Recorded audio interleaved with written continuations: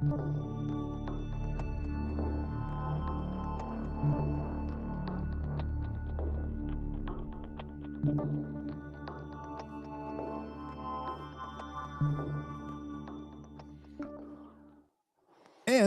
we are live, Mr. Gracey Show 133. What up? What's up?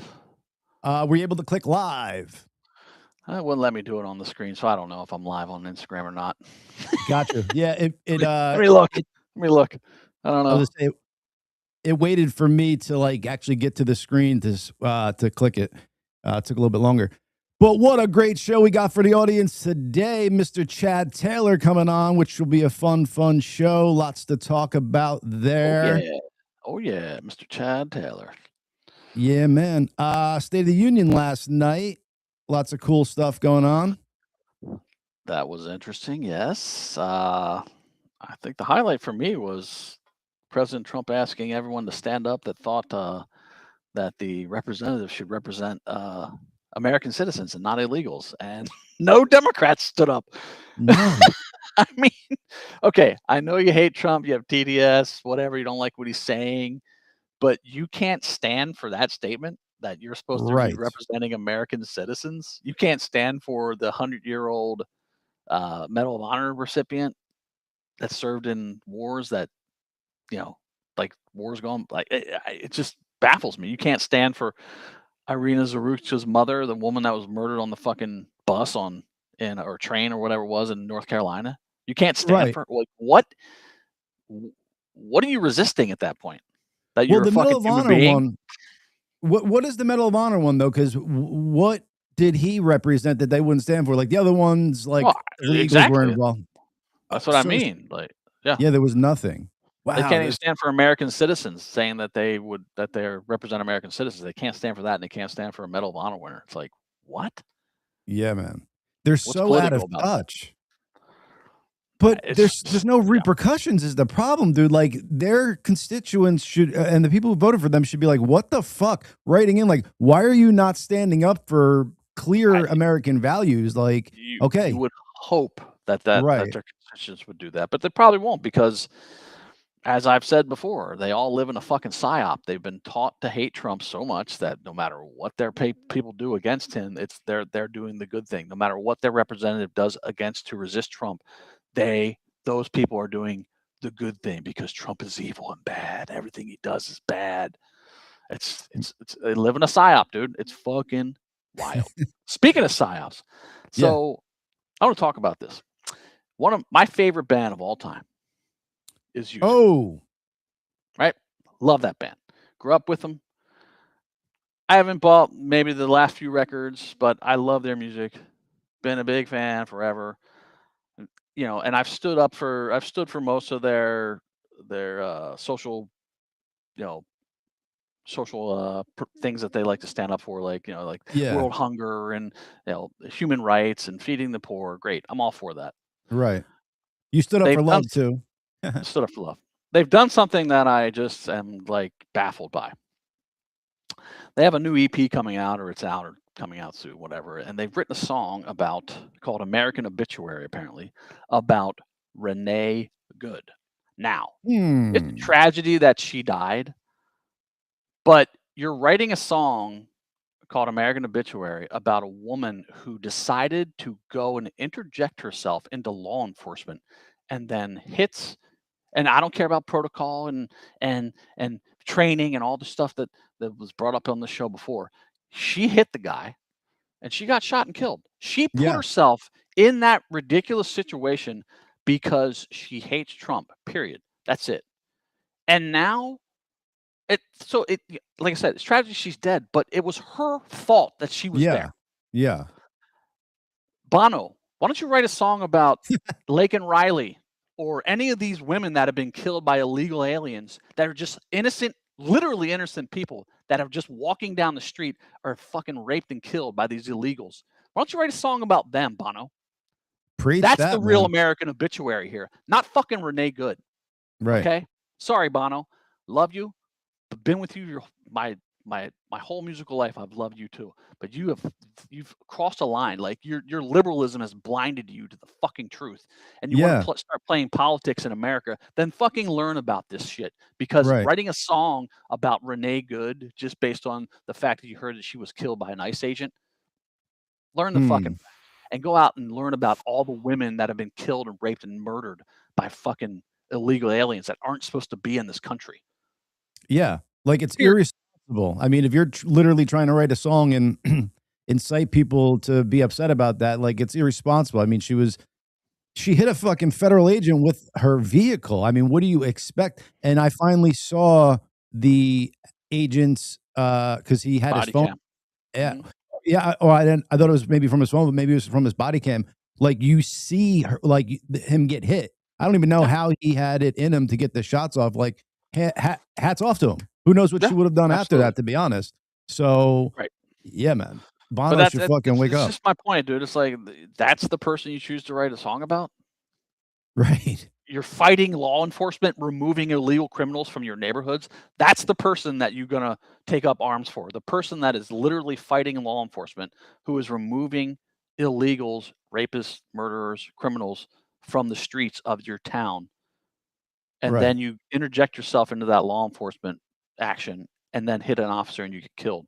It's a tragedy, but that's who you write a song about, not about Lake and Riley, not about any of these women that have been just innocent women that have been killed and raped by Be illegals. That eh, guess they don't and matter, huh? well, and it's probably not even his feelings on it. It's probably just he knows like that would sell more than a pro ice fucking, thing. Like it'll hop into the people's zeitgeist better being pro Renee Good because that's what's going on right now. That's what's wrong with the fuck. That's what's wrong. Yes. That is literally what's wrong with liberalism and liberals in this fucking whole world at this point. Yes. Like People they, need to have a they backbone and stand up yeah. for what is right. Sorry. I think Yeah. if Bono would have written a song about Lake and Riley, that would have been fucking huge. I think, you know. Or Bonnie I don't Blue. Hello. She had sex with 400 dudes. no, well, no, You 1,000. Did she hit 1,000? Yeah, but she just banged 400 guys without condoms to get pregnant, and to not know which one did it, and these 400 Wow. guys did it, and she's now pregnant. Can you fucking believe that, dude? So, I mean, I wanna really look into that story because, like, is the guy now, like, liable for child support? If Right, he actually wants access to the kid, can he? Like, you know what I'm right. saying? Oh, there's all kind is she gonna abort it just to fucking abort it? Who knows? Oh my god, could you That's a imagine sick what the fuck still. fuck story that would be? I think she would get murdered, bro, if she did that. By who? Yeah, that's true. She wouldn't get murdered. They would praise her for it. The feminists would be like, "Yes, go girl." Fucking Yeah. piece. I mean, it's ridiculous, dude. The moral decay is so Wow. sad. That would be crazy though, like, you get pregnant just to have an abortion. I think, like, people would be like, "What the fuck?" You know what I'm saying? Because like, if it's Oh, an yeah, yeah. accident but Well, if you're doing it on purpose. I saw this trans activist. I mean, obviously he can't do it because it's a he, but he was talking about I'm gonna get a womb implanted in me, and I'm gonna get pregnant so that I can abort the baby. It's like what fucking twisted mind thinks like that? Like, what Wait, is this was a wrong with guy? you? Yeah, yeah, Wow. trans woman, whatever, trans person. That's another thing. Go ahead, I'm sorry. No, You just it's just why do you think of something so twisted like that and then come out and say it publicly? Like, what is the w fucking point? Right. Well, this is again something I got to do more research on, but a lot of these mass shootings are done by trans people. Oh yeah, So that was going around for a little bit. There's more people have been killed by trans shooters than ICE agents by far. correct. And like I said, I'm all for people's having whatever sexuality they want, Of explore whatever. course. But I've said this Yeah. a lot of times. I think 9.9 out of 10 transgender people are mentally ill and would be better off seeking psychological help rather than exploring, these feelings of the opposite sex. Like I said, if you are born a male and you feel like you're a female, there's a disconnect between your mind and body. It's a mental Well, illness. but then you're on hormones too. They're just c- Yeah. destroying your emotions, messing them all up. Yeah. Yeah, it's just a crazy thing, and like I said, I think even the valid people, like, that are really trans and not, like, just getting into it because it's, like, fucking in the zeitgeist or they're too young to even understand what's going on. Even the people that are I think it's a mental illness, because you are physically a male and you feel like a female or vice versa. You're physically a female, feel like a male. Your brain isn't doing what your body is, supposed to be feeling like. So there's something wrong there rather than, hey, go ahead, transition. How about try to fix the problem or something? Well, medicine doesn't fix problems, it masks symptoms. Yeah. I mean, don't get me wrong. I like throwing on a pair of stilettos and putting on some lipstick, but no, I don't think Hey. I'm trans. But you know what I'm saying? We are bringing on Mr. Chad Taylor soon, and he will be doing our so we're getting probably Chad Taylor and Chad Gracey back in the studio because I think we're gonna have them do our intro song. But for now, our intro song is this, Ladies and Germs. There we go. Okay.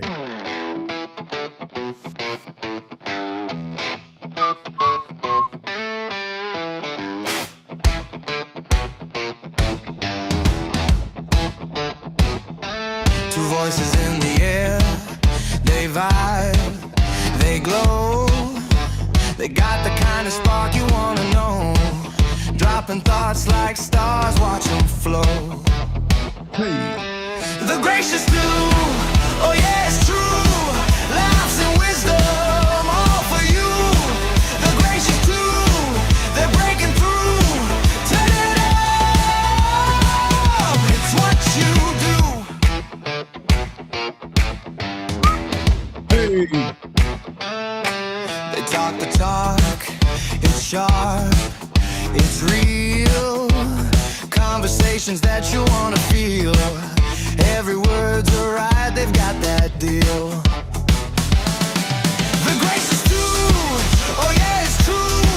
Laughs and wisdom, all for you. The grace is true, they're breaking through. Turn it up, it's what you do. Yeah, dude. I don't know if you know, Mr. Gracey, because you're over there on the West Coast, but we got fucking major snow on the East Coast, my man. I was watching. Yeah. Yeah, buddy. That's crazy, man. We were How much just did you get in your house? a little over 2 feet. Like we were just the day before it had just rained enough to get like rid of the past snow from a week or two ago, and then fucking got bombarded. Yeah, turn that song off, man. We're done with that. Yeah. We're trying to Come talk. on now. Trying to talk here. Distracting. They got a little bit in York, but I was paying attention to because my mom was going to go down to Ocean City, New Jersey. They're supposed to go down Monday, but they ended up going down Tuesday, and the streets were cleared. Yeah.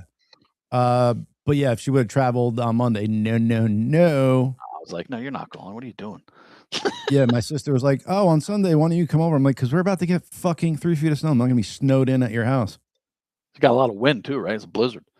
Yeah, it was blizzard. So you got drifts in area that were even higher. Nice. It's been kind of brutal winter on the East Coast.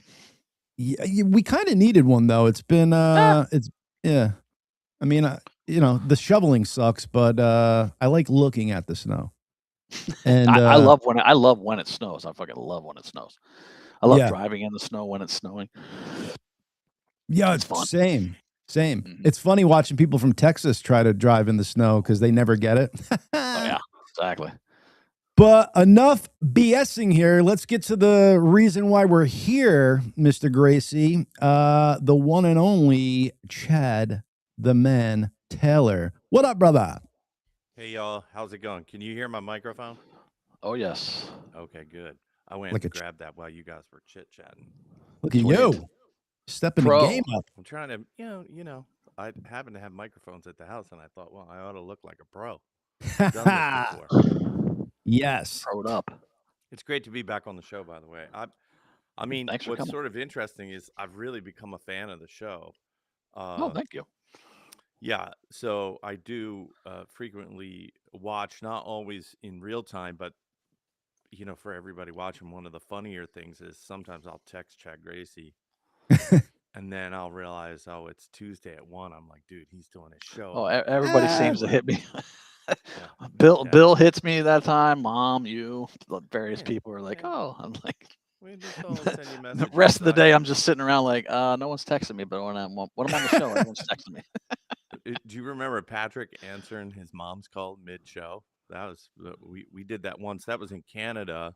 Oh yeah. We were playing in that huge like geosphere.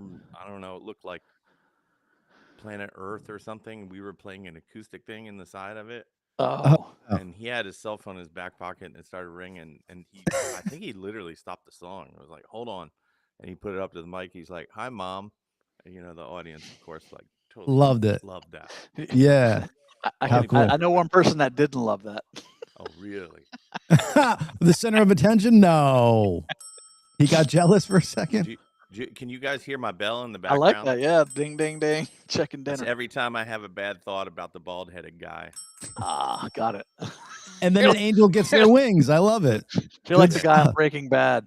Ding, ding, ding, ding, ding. I just got to have like a little bell thing. I love that guy, by the way. That's one of the greatest character roles in any television TV show. Oh, yeah, the absolutely. guy in the wheelchair. Oh, yeah. I mean, how does he not win an award for acting? I mean, that was insane. Oh, exactly. Yes. And what's interesting is that he could play both feeble and vicious at the same time. Right. Yeah. That's quite a combo. Mm-hmm. Absolutely. That's what she said. Speaking of Patrick, though, Chad Taylor, you were on stage with him like about a week or two ago at a Christian show. Yeah, it was awesome. So little background on how that went down. I had reached out to Christian working, sort of like my 12-step deal. And, he was definitely a big part of, a person that I knew, I loved and missed and wanted to reconnect with.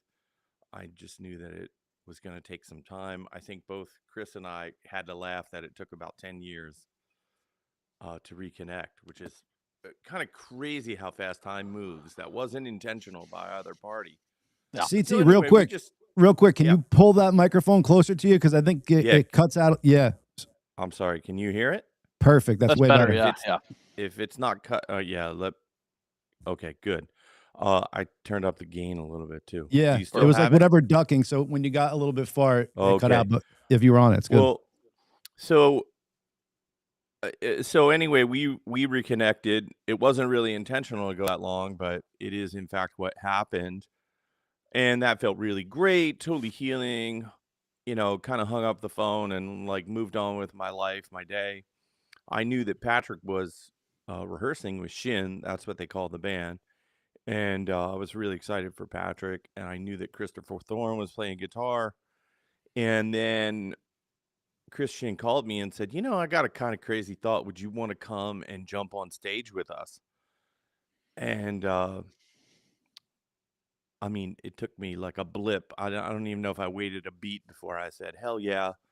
And then the reality of getting to the gig sunk in. And so one of the things happening behind the scenes is my mom got really sick.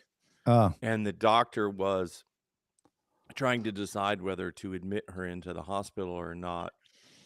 And the doctor gave me one of those like, well, we're going to decide by 3 p.m. And I should have left at like 8 a.m. that morning to get all the way to Charlotte.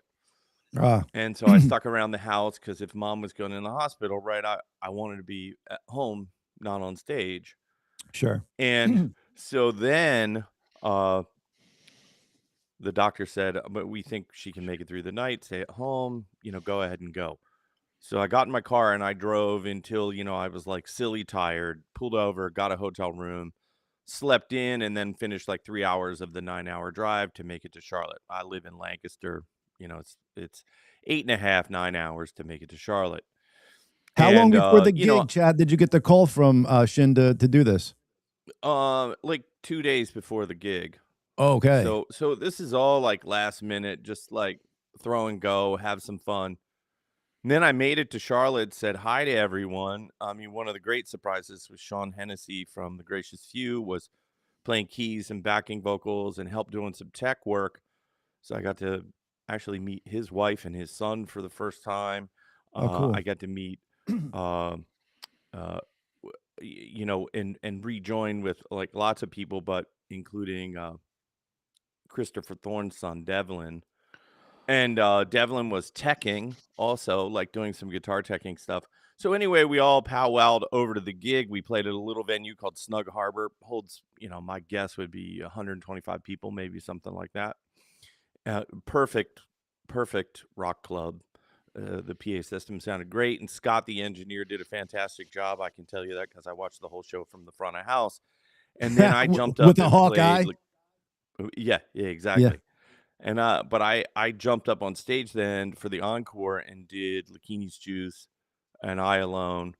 And let me just say this: the Shin band was amazing. I will say Tight. this: it's easily in the top 5 shows of my entire life, and by far the best show I've seen within the last 2 years. It Wow. was magical. But if you think about it, it's like, there's a lot of multi-platinum players up there. You got Christopher Thorne from Blind Melon, you got Patrick from Live, right? And all these members, of course, have been in Live, and they just anchored together. And I'll just say this, that they played Galaxy by Unified Theory, which is not Galaxy. Dang, I messed up. They played California by Unified Theory. Oh yeah, and there's like a whole middle breakdown in that thing that's like very rhythmical. And let me just say this: I've never heard it like that, like with Patrick on bass and everything. Like the song lit up. And Shin himself reminded me of when Unified Theory was the opening act for Live and the Counting Crows, and where I basically fell in love with Shin's voice. Same with Gracey, same with Dahlheimer. Actually, the same with Ed, to be honest with you. So we all loved him and loved his voice. And his, some singers as they age just kind of age out of their voice. It's like he's aging into himself, into his voice. So Yeah. that was really, really, really invigorating and inspiring and refreshing. Then I jump off the stage. I went to change my clothes because I got hot and sweaty even in those 2 songs. And I was standing at the back of my car like the old days of, being in a band with a van and a trailer. And I was changing, and I thought, there's something wrong at home. I need to just go. So I sent a text rather than a long goodbye and said that was awesome.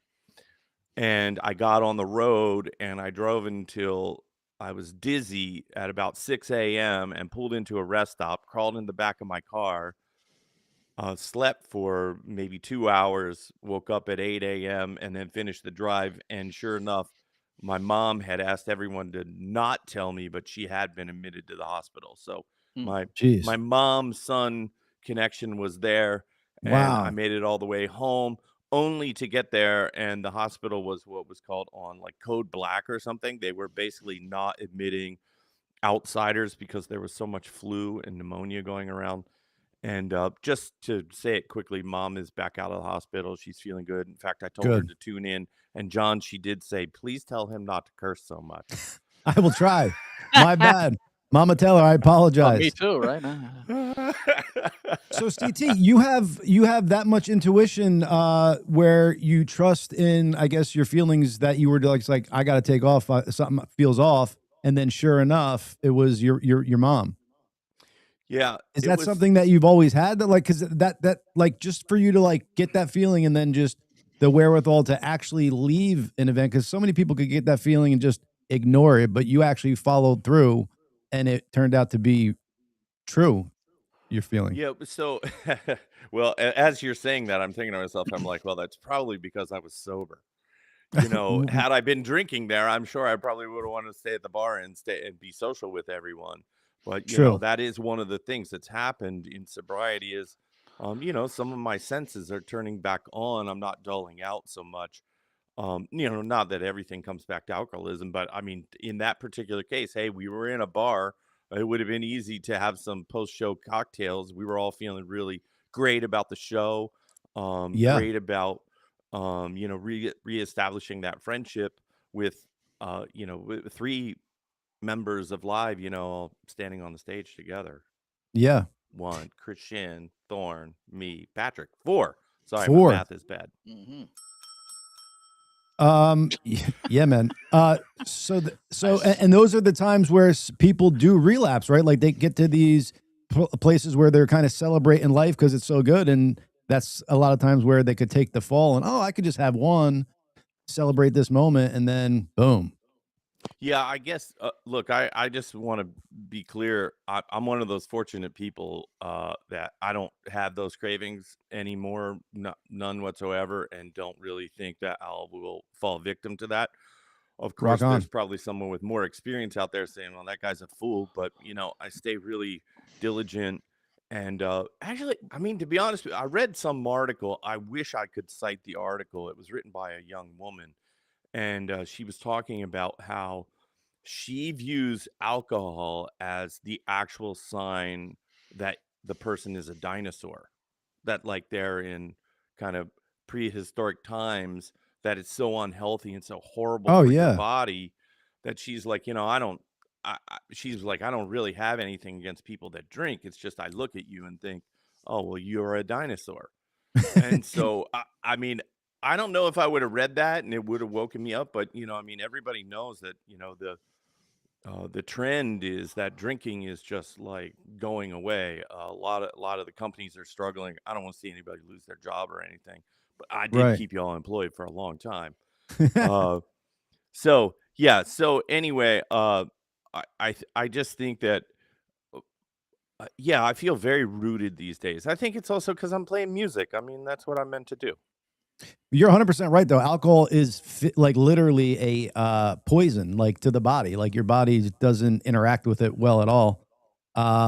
It like slowly kills you, I think, like your liver and all that stuff. Your body's like it's not supposed to be in there.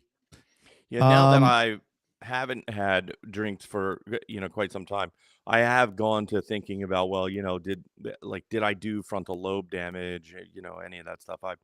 I definitely am somewhat concerned about that, but I'm trying to be very mindful of my diet these days.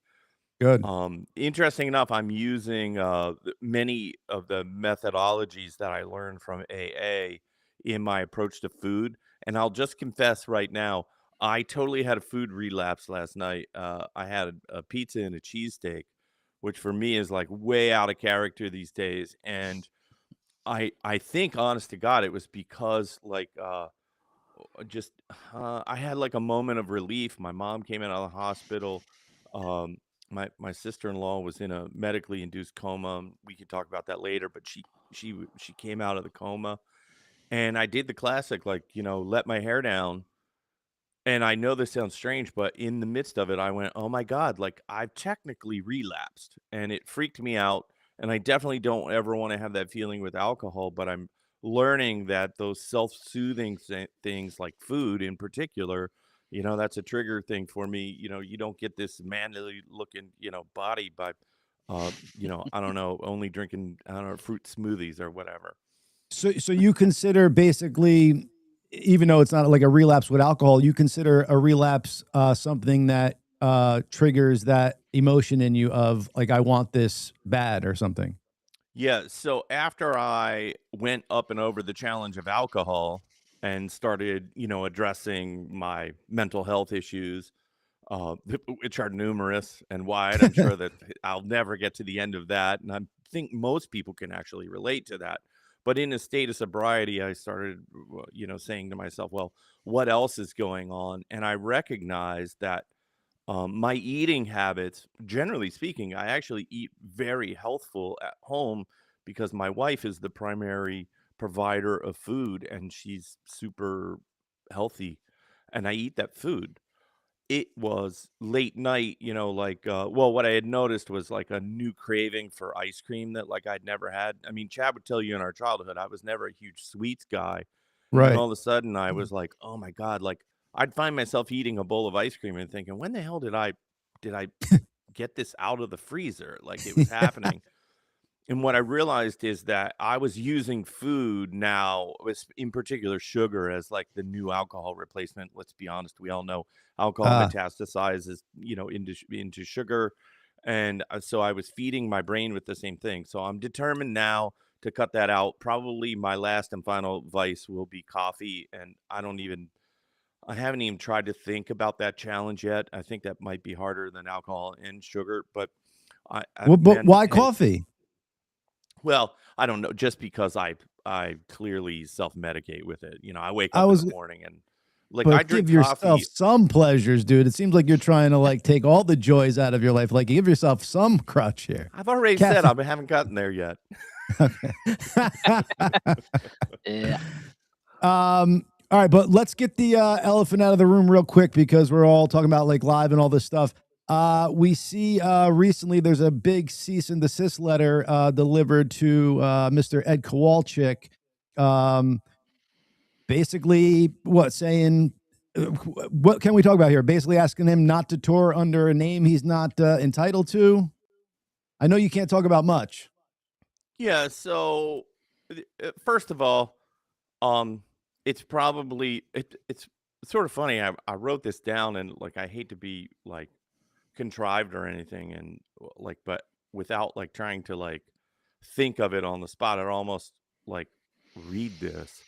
Yeah, And basically what I was saying is, while I can't discuss the specifics of the ongoing litigation, what I can share is some context. The current legal matter centers on intellectual property and corporate governance rights. In the United States, there's no trademark police or government body that steps in when disputes arise over ownership or usage. Instead, companies like ours are required to enforce and defend their rights through the civil court system. So otherwise, Chad and I can't get on the phone. Chad Patrick and I can't get on the phone and say, like you would report a crime, and then that person, would investigate the crime, and then that person could be charged, right? Right. The way it works is, and so really, this is just simply a corporate action.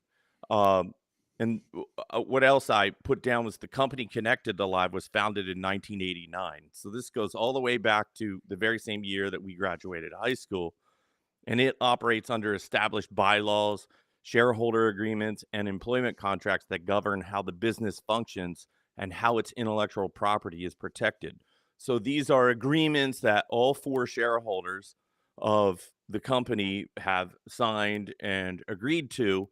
And it's the company's job to make sure that all of the shareholders or even outside entities basically abide by the law and what the company owns.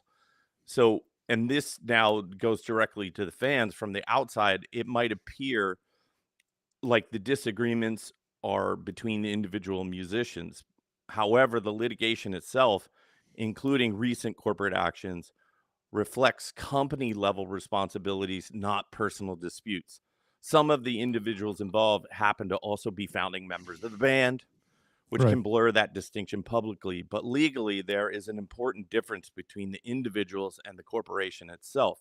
The corporation issued Ed a revocation letter, and the corporation itself has a fiduciary duty to the shareholders to protect its intellectual property rights. And then, so for me, how, like if you read any of the press, it says like Chad Gracey or Chad Taylor issued Cease and desist. um Right. Yeah, a revocation letter, but okay, in my capacity, right, as the president of the company, I'm following directions from the company's board. It's the company that issued the revocation letter consistent with its governance obligations, and basically from this point forward, the courts will evaluate the matter based on evidence developed through discovery, sworn testimony, and ultimately, if necessary, a trial. So, this is why the company has legal counsel, and we'll rely on that legal counsel. Ed will rely on his legal counsel, and they'll basically fight this out at some point. If it gotcha. goes all the way, it'll be in front of a jury. Uh, and, it's my job as one of the corporate officers to have a good understanding of the corporate governance and the contracts that the company has signed, and basically to protect and defend that, right? So in that role, I'm not the guitarist in live. I'm the representative, essentially, of the company's board. Yeah, you have a different obligation. Yeah, it seems like this is. No, sorry. Go What I ahead. was going to say is most laymen look at it like an interband dispute, and while we're all members of the band, this issue is in between Action Front, that has historically owned and controlled Live's intellectual property, and Ed Kowalczyk. It seems like this filing was long overdue. I'm sorry. Go ahead, Chad. I was going to say we figured and probably knew that it was going to defy the cease and desist anyway. So that was not a. Well, his side. To be fair, his side is going to say, I'm not violating anything. This is why you have courts. Right. Right. Well, of course. That's what so and to be fair, I've tried, like, I don't know where I'm at spiritually in my life. Like, there's no spirit in me of the get back, the revenge, anything like that. It's just like, look, it just is what it is. It's a corporate matter. We have attorneys that advise the board, and they look through the governance standards and rules, and then say, well, these practices are being abused, etc. This isn't the first time that the company's had to go through this. The company went through this in 2010 and then again in 2012. And in those two cases, ultimately, Ed settled. So, it's a shame for the fans that they have to go through this. Like, I saw someone saying, well, like, oh, all the members of Live ought to just hang it up. Well, that's out in fairy tale land. There are, like, record deals, royalties, all those things that are going on. Certainly for me, I'm not. I just happen to be one of those people. I'm not interested in performing with Ed. I don't enjoy his artistry. He doesn't do it for me. Doesn't turn me on. I don't want to write songs for him anymore. But that doesn't mean that Ed's a bad artist or something like that. I mean, he has every right to get on stage and to play music. But if he's going to put the Live moniker behind him, well, then of course the corporate attorneys are going to weigh in, etc. Yeah, 100%.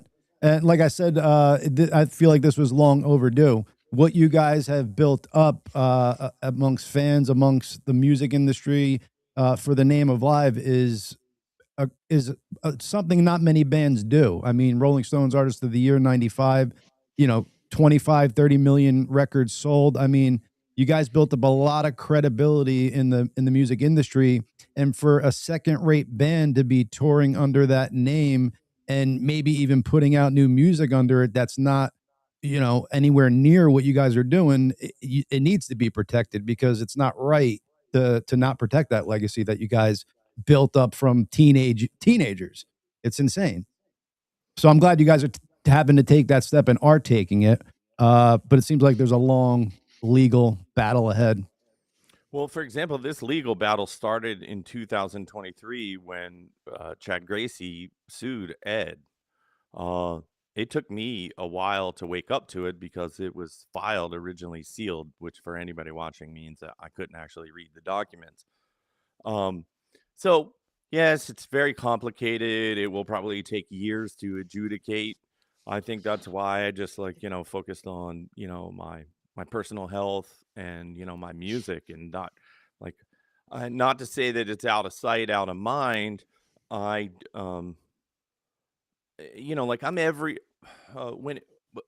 I'm not standing on stage with that unit of people. So it's not really for me to judge, how they're doing or whatever. I have my opinion. I have my ears. I have all those things, but I just don't think I should weigh in on that. Only from the stance of I wouldn't really weigh in on any other artist. If you've made it and you're tremendously successful, and you've, practiced your craft and done all those things, I wish you the best. It's just that for me, it's like, well, I wish you the best, but why don't you write your own damn hit songs and form your own hit band, and then we'll see how you do. Right.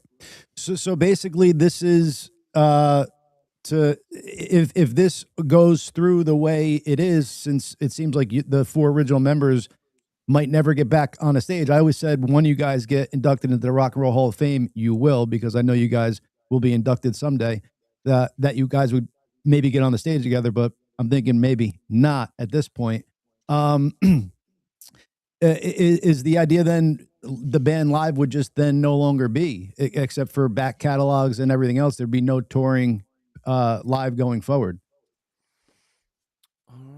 Well, we'll see. It's funny Yeah. because there is technically no live, at least on stage right now, legally speaking. Right. That Well, I would guess my be question was, that would be my lawyer's or our lawyer's position would be that there is no live. It's not legitimate. The only live,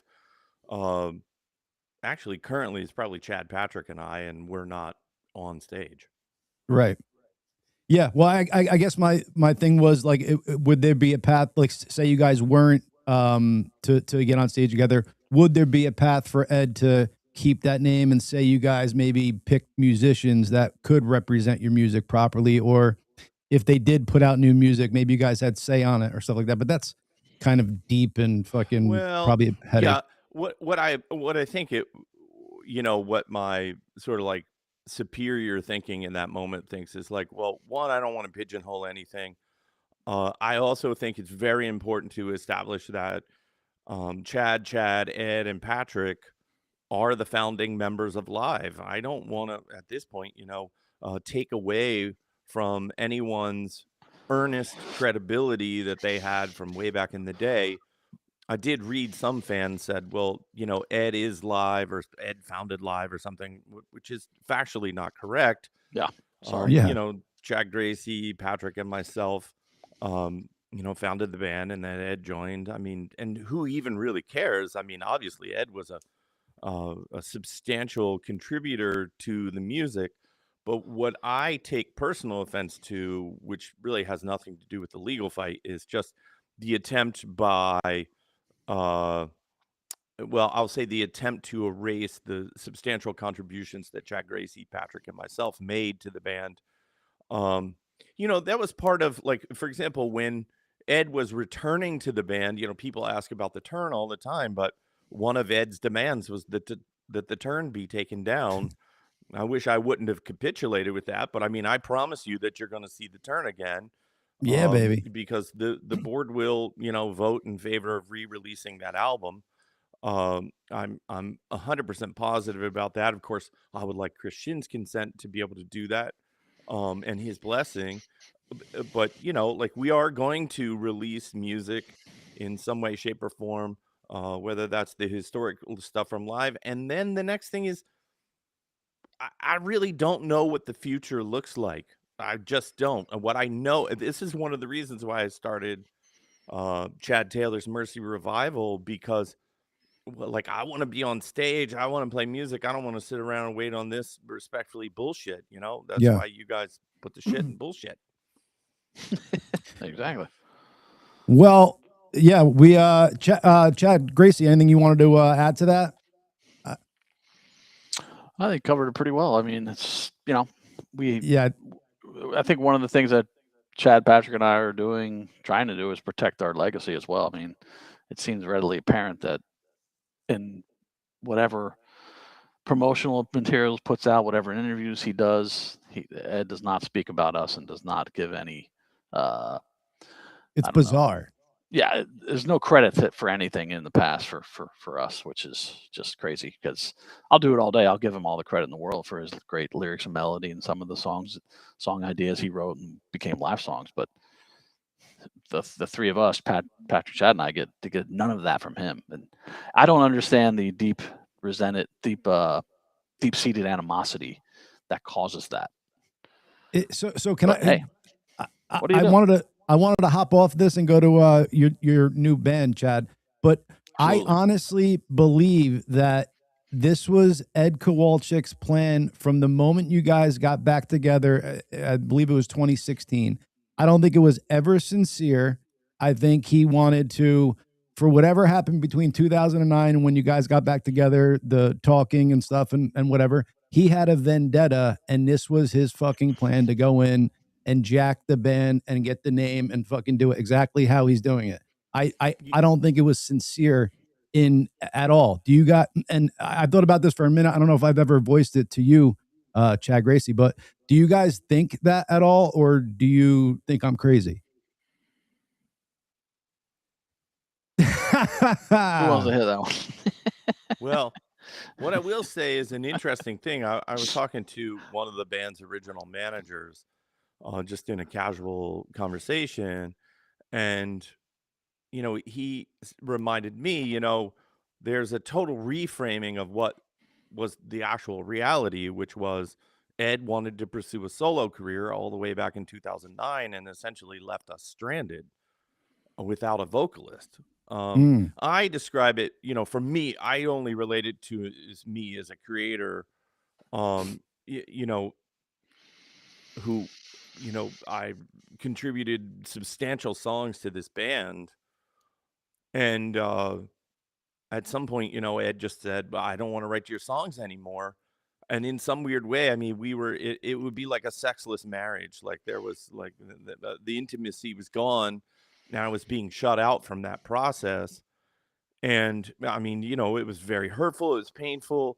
And you could tell I did some therapy work there. Yeah. Hit It your was bell. Don't forget hurtful your and it bell. was painful. And yet I still stuck by Ed. Like, meaning what I decided was that, hey, like, I don't know, Bob Dylan didn't always have co-songwriters. Ed doesn't particularly have to have me as a co-songwriter. But yet one of the, the signature aspects of the band, the Damn It Otter Creeks, the White Discussions, the Lee Keeney's Juice, whatever, those are other things that I brought to the band. Well, he's still playing those songs. Last night, he opened the show. I guess it was last night, opened the show with Operation Spirit. I mean, I wrote that song. I delivered it literally to the band. And by the way, cool that the song's still there, but I guarantee you that if you took every song that I birthed and brought into this band and took out of the set list, it'd be the most boring show on planet Earth. Oh yeah. And let's not forget, granted, The Distance to Here, a great album from you guys, but some of the best songs are not on that album because I guess he didn't want your heavily written songs on there. Like Change is one I'm thinking of. There's Don't Wait. Still Aroused, Don't Wait. Come on, bro. Yeah. Well, I'm getting hard. I'm getting hard over here thinking about those songs, just to let you know. That was an interesting thing. I just gotten through. I think we just had our second child, and Ed said, whatever, I'll handle mastering. I'll go to mastering. I always attended mastering, and I stayed at home, and I got a FedEx in the mail. This is before you could send email around the files or share a file, whatever. And I got a FedEx in the mail, and I was so excited to hear the record. Very proud of everything we did. Speaking of Christopher Thorne, he made some great contributions to that record. Michael Railton was on that album, and of course produced by Jerry. And we worked with Stefan Segmeister on their album cover. It's one of my, it's just a beautiful album. Everything about it's great. I got the CD out. I had just purchased a brand new Conrad Johnson stereo system with like amazing like primo speakers. I was like getting into hi-fi or something at the time. And I pressed play on the CD and it played down. I was like, oh my God, like where are all my songs? Right. And that was a tough reality. It was now, to be fair, if you listen to the grouping of songs on The Distance to Here, I actually think it's pretty good. I think it's a good album. I'm not sure how those other songs would have fit in there. And so from that holistic approach, I don't think Ed was wrong. But what was wrong was the way that it was not communicated. Yeah. So you guys didn't. So when you say mastering, because maybe not many people know what that is, that's like where you get the actual final product that's going out to the masses. Yeah, so that's where the final assembly of the songs in order, final EQ, compression. So you're essentially balancing the individual mixes of a song as a collective body, and then that body. Back in the day when there were CDs made, they would create. I think it was called a red list CD, and it was the final master, and that was used to replicate all of the CDs, and so that would have determined the order and the way it was going to be made. Gotcha. So and by that point, of course, we were rushing into manufacturing. So like there you go, there's your album. Yeah, too late. It's interesting because there was a similar experience over the like for example, the songs from Mountain was like I don't know, suddenly like we got sent a record cover and it was like Ed's back and he was like, yeah, the record label really wanted me on the cover. I don't know, and at that point, I can't be I just be honest, I could care less. I'm allowed my personal opinion, but like that song The River is like utter dog shit. It's one of the worst Yeah. songs I've ever heard. Mhm. An utter embarrassment and should have never been under the moniker of live. I'm disappointed for all the live fans that I allowed it to even be released. I should have put my foot down back then, but I was doing the same thing. I was thinking, well, look, we all have our moments. We have different things. So this is what Ed's into. Like here locally, I don't know Yeah. if it's the same way across the country, but like The River is where rock songs go to die. It's like the terrible radio station that like no one wants to listen to unless you're an old fogey. Like, so we're putting out a new song called The River. Like, I'm like, Yeah. what is going on? To me, that was the beginning of the end. That wasn't really a band album.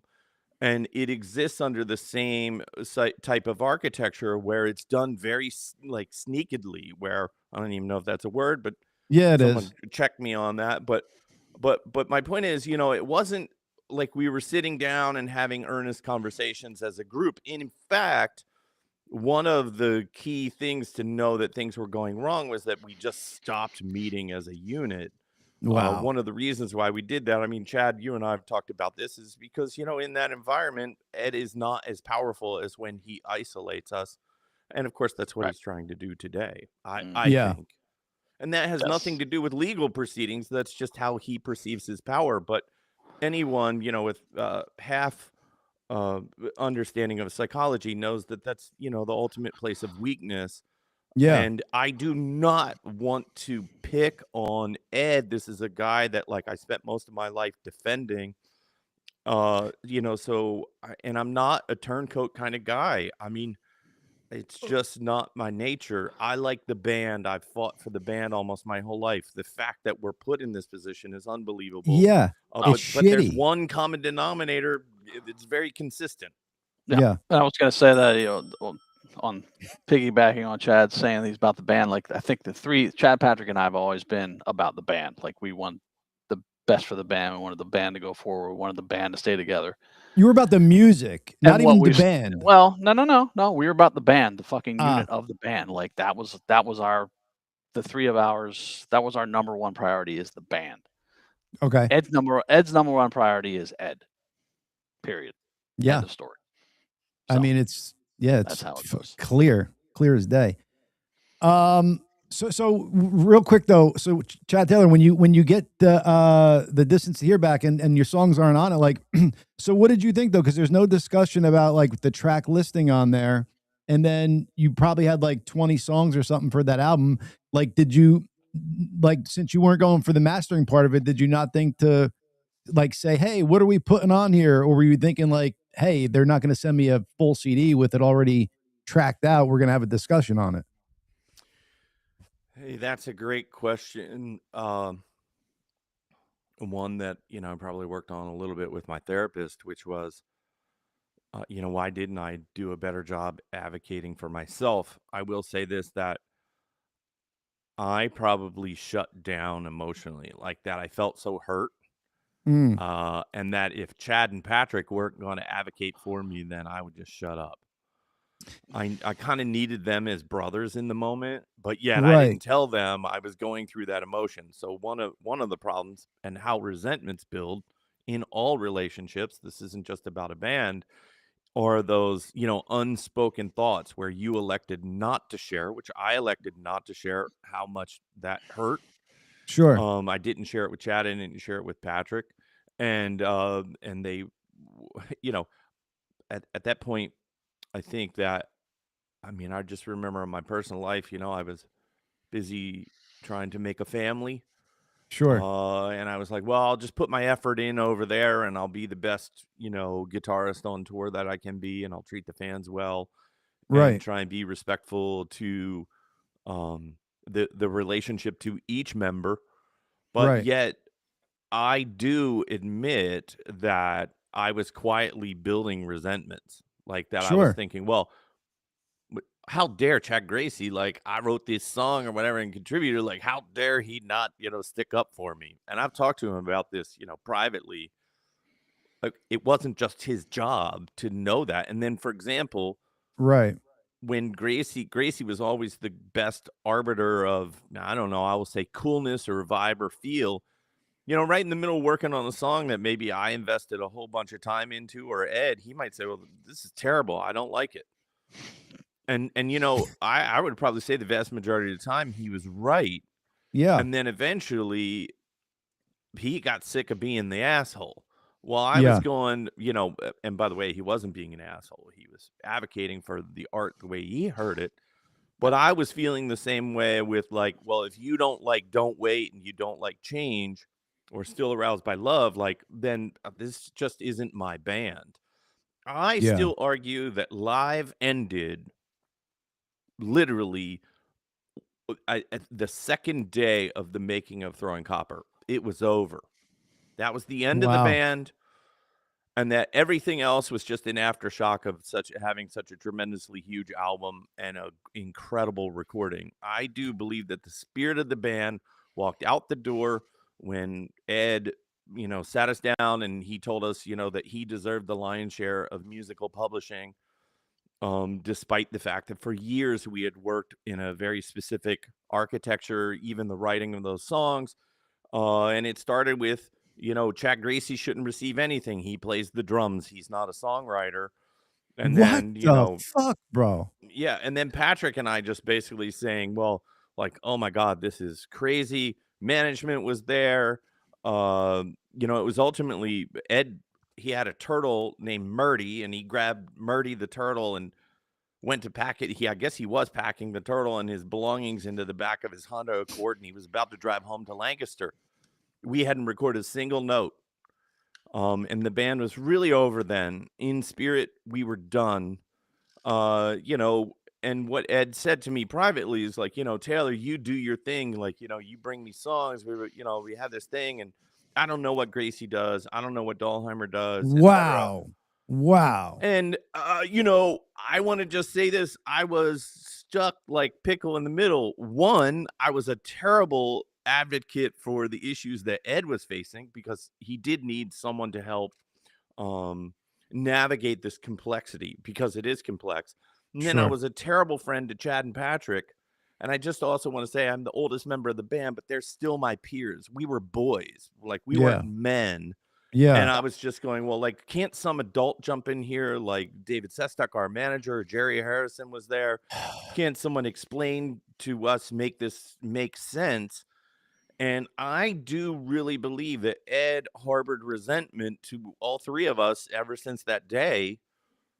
Because, we weren't going to, give up. We weren't going to let go. We were like, we're a band with these our vibe was, all in, all for one. Now, all of a sudden upon the making of the record, you want to do it differently. Yeah. And that was very, very tough. And to be fair to Ed, okay, because in some way, shape, or form, there were probably, sophisticated lawyers and managers and other people that were around the band already at this point. Yeah, vampires. Should have perhaps been counseling him, not me, his childhood bud, with a guitar in my hand. And I don't know, I think I was still drooling playing the guitar. Like, I was concentrating so hard. So I got stuck in a very unfair position there. And also, like, what was I going to do? Allow, like, Chad Gracey to be cut out of the publishing? I mean, hell no. Like, I was just like, no. What I'm disappointed in myself is that I didn't say, if that's really how you feel, get in your car and go home. And then we just never made Throwing Copper. Oh my God, what a different fucking world. But here's what Ed's thinking in a normal band is probably right. What do I need to pay the bassist and the drummer and even the lead guitarist as much, a quarter of what, it is. But they're not such an integral part of the band. It was you guys together, the way you gelled as musicians that fucking made it all fucking so bomb and perfect. And so, you can see as the lead singer, what am I paying the bassist and drummer this for? I'll just cut them out, get some other people do their job just as well. No, you can't. They're not fucking Chad Gracey. They're not Patrick Delheimer. They're not Chad Taylor. And it's clear, dude, that when you guys stop being all four in the room, picking the songs, writing the music together, and everybody bringing ideas to the table, that the music just fell way off. And as a fan, because you guys are my favorite band, I was like embarrassed to defend your later albums. Like I still had appreciation for them because I'm a fan of your music, but people would be like, what, he's talking about Jimmy Buffett and your dad? Like, what is he singing over here? And I'm like, yeah, it's awesome. You gotta love it. So it's just like, it's crazy that he, like, even if you're the biggest egomaniac in the world, if you don't see that what you're doing now is nothing compared to what was being done back in the day, it blows my mind. Like, I cannot believe that people can be that blind to their own shit. It's crazy. And the fact that you guys had the magic sauce, the whole magic recipe to be, one of the best bands to come out of the 90s. And you're all four still healthy. You're all four still fucking could pick up and do it. And it's just not there, not happening. It sucks, dude. Well, I'll go on record and say this, which is that there is one consistent magic and special sauce, and that is Chad Gracey, Patrick Dahlheimer, and Chad Taylor. That's it. Boom. Period. Boom. We didn't need Ed when we did The Gracious Few. I didn't need Ed when I was producing hit records, Yep. Outside the band or writing hit songs. So, that's just the reality. The Gracious Few, we had 2 top 10 singles. I know Ed hasn't had that with his solo career. So it is not the same. And in fact, actually, one of the most insulting things ever was when Ed, decided to fire me via social media, which obviously he had no right to do. But where he said, like, you'll never stop the music again. I was thinking, hold on, you're the guy that pursued your solo career and left and then begged to come the hell back in the band. Like, what do I have to do with stopping the music? Like, write a song, like do something productive. That's my take on it. And, I still know that my legacy as a songwriter is always going to be tied to Chad Gracey, Patrick Dahlheimer, and Ed Kowalczyk. But I will say that I've also worked with some fantastic other vocalists in Kevin Martin and in Chris Shin. It's not just that one thing. We have done it. We've showed that we can do it amongst a large, wide swath of people. And, I think in some weird way that we're one of the rare bands that could do that. For example, I saw that the current touring version of Live is out doing, and they're doing Run to the Water. Like Patrick brought that song to the band. Which other bands are out there, where the bassist, the guitar player, and even the vocalist are bringing songs into the band? That's the thing that made Live so great. The Beatles, another fun. Yeah, the Beatles. You know what I'm saying? Bands like that. Yeah, I know someone will take this as, I just want to say, I was the biggest fan of Ed. I was his biggest fan, his biggest proponent. Believed in the guy. I was brave enough. Like, I had, different than the other guys, I had the opportunity to go to a private school. I could have went to Mercersburg Academy. I was invited onto the swim team there. I could have left. I could have probably pursued law. There's a lot of different stuff that I could have done. I let that all go. I mean, I told the swim coach at Mercersburg Academy, I literally was like, well, I have a band, and like, these are my brothers, and like, I can't leave them behind. A huge component of that is, my whatever kindergarten bud Ed, right? I mean, I know that he sacrificed for us too, right? He got a full scholarship into American University, which is no slack college. It's an incredible school. And that was the point. We all sacrificed together. Chad Gracey's very point. We were about the band, about the collective. Yeah. And, that's an inconvenient truth for someone that wants to take credit for, I don't know, kind of everything.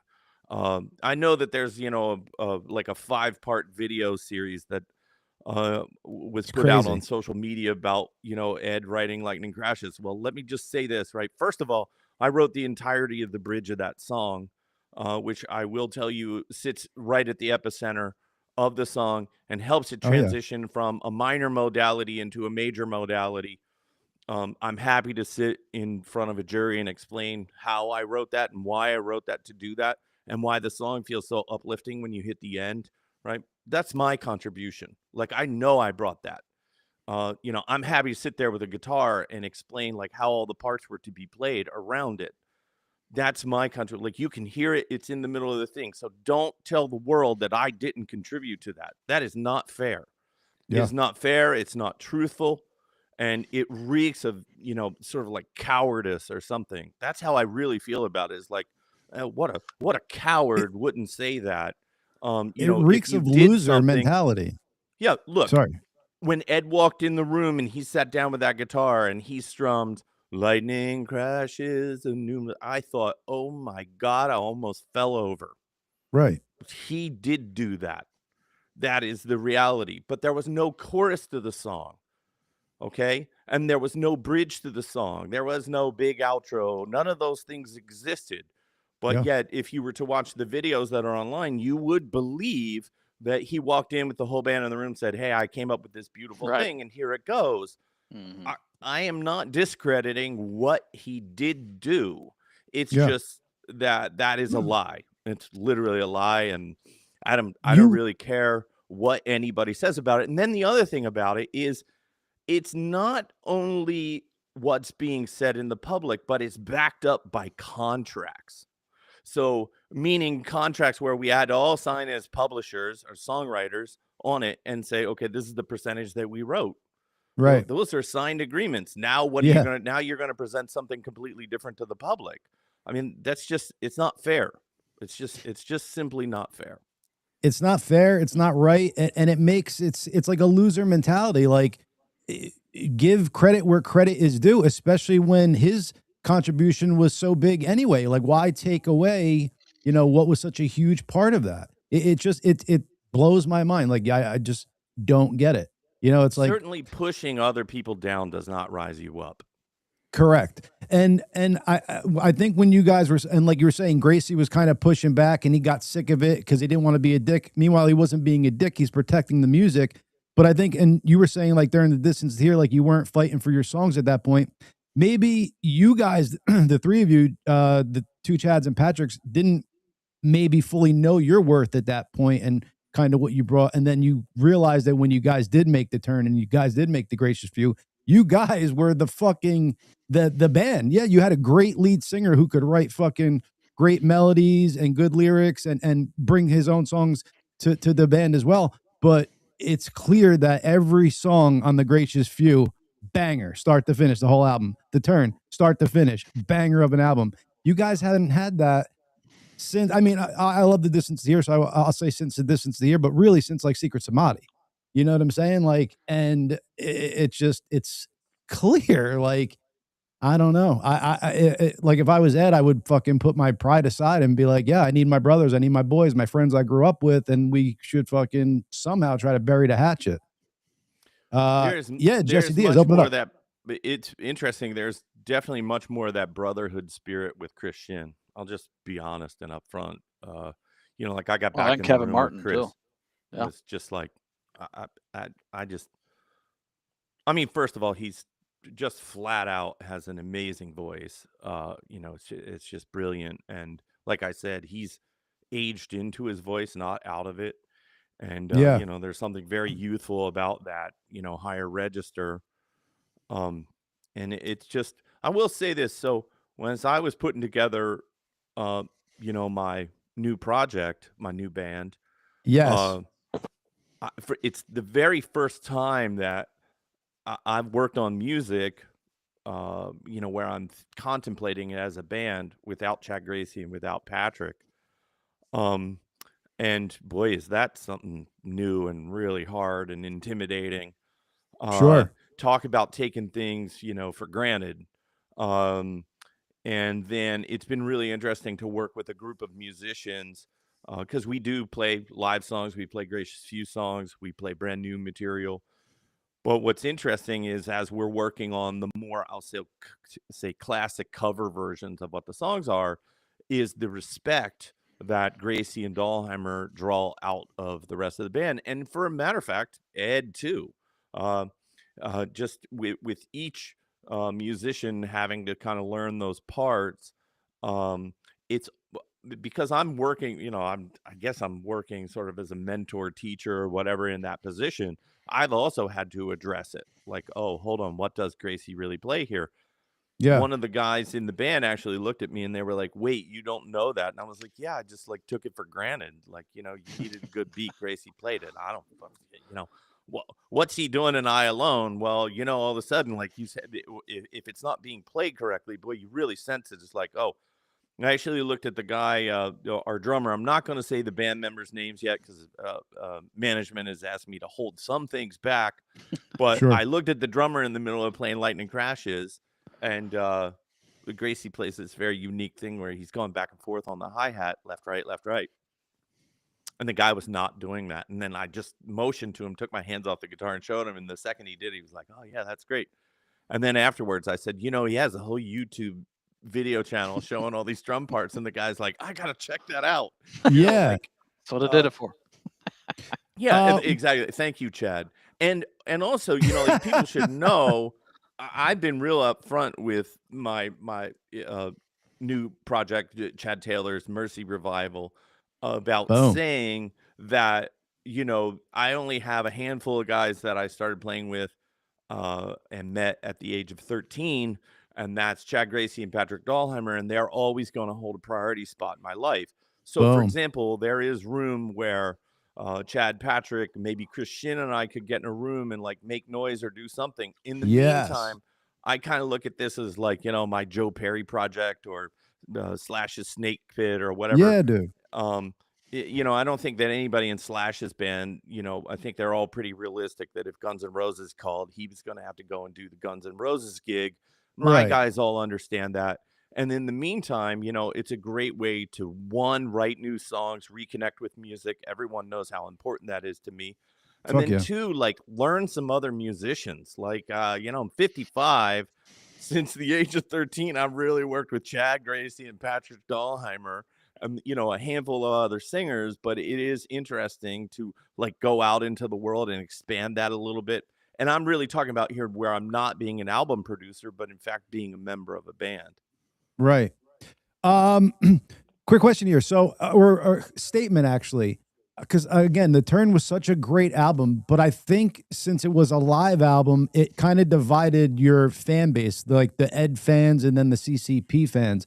So I think if that album was put out like The Gracious Few or like a different band name, I think that would have been so well received. But I think the negative connotation on that was like the fucking Ed Kowalczyk, fucking taint liquors, had negative things to say on it because I mean, that is a killer fucking album, dude. Siren's Call. Let's go. Anyway, just a statement by me. Yeah, so talk to me about Mercy Revival. Chad Taylor's Mercy Revival. Do you mind if I play a little bit of Honest Man for the audience? Yeah, why not? I did post it. Cool. Yeah, buddy. This is cool, man. I love this rendition, so you guys are in for a treat right here. Chad Taylor's Mercy Revival, I'm sorry, Honest Man.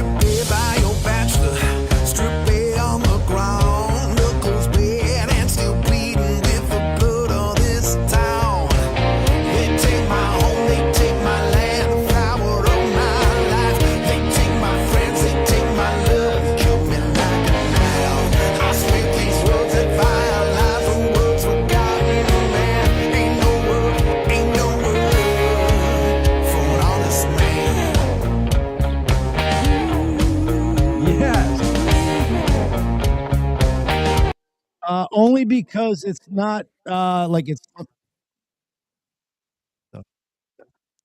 only. Yeah, can you hear me? Yeah. only because it's like getting distorted and stuff. That is fucking badass, dude. That's why I didn't play the whole thing. I want people to go and actually check out fine. what you put out. Yeah. So what management? Basically how this came about. The whole project is, I started working on Chad Taylor and Friends. I learned new versions of our songs. I was trying to figure out how to front a band, which was work I should have done years and years before, because if anything would have had me, like understanding and respecting the Kevin Martins, the Christians, and even the Eds of the world, is to stand at that microphone. There is a whole different responsibility happening up there. And actually, had I not done that, there's a nod to getting sober in there, which is, I mean, I know if I was, if I was just the guitar player, I would have gotten away with that show. Like, I might have been sloppy, but I would have gotten away with it. It was because I had to talk into the microphone.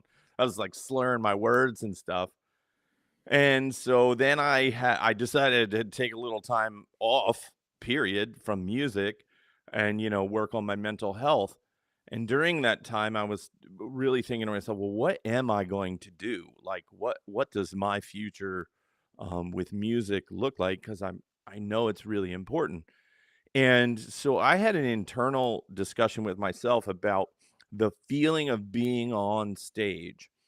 And what I was really missing was the ability to look left or right and to see my brothers in the band and enjoy that like musical moment with them. And I'm telling you, when you're at that front microphone, that is a really, really tall task. You're thinking, well, I know for me, like, I'd be in the middle of, a thought.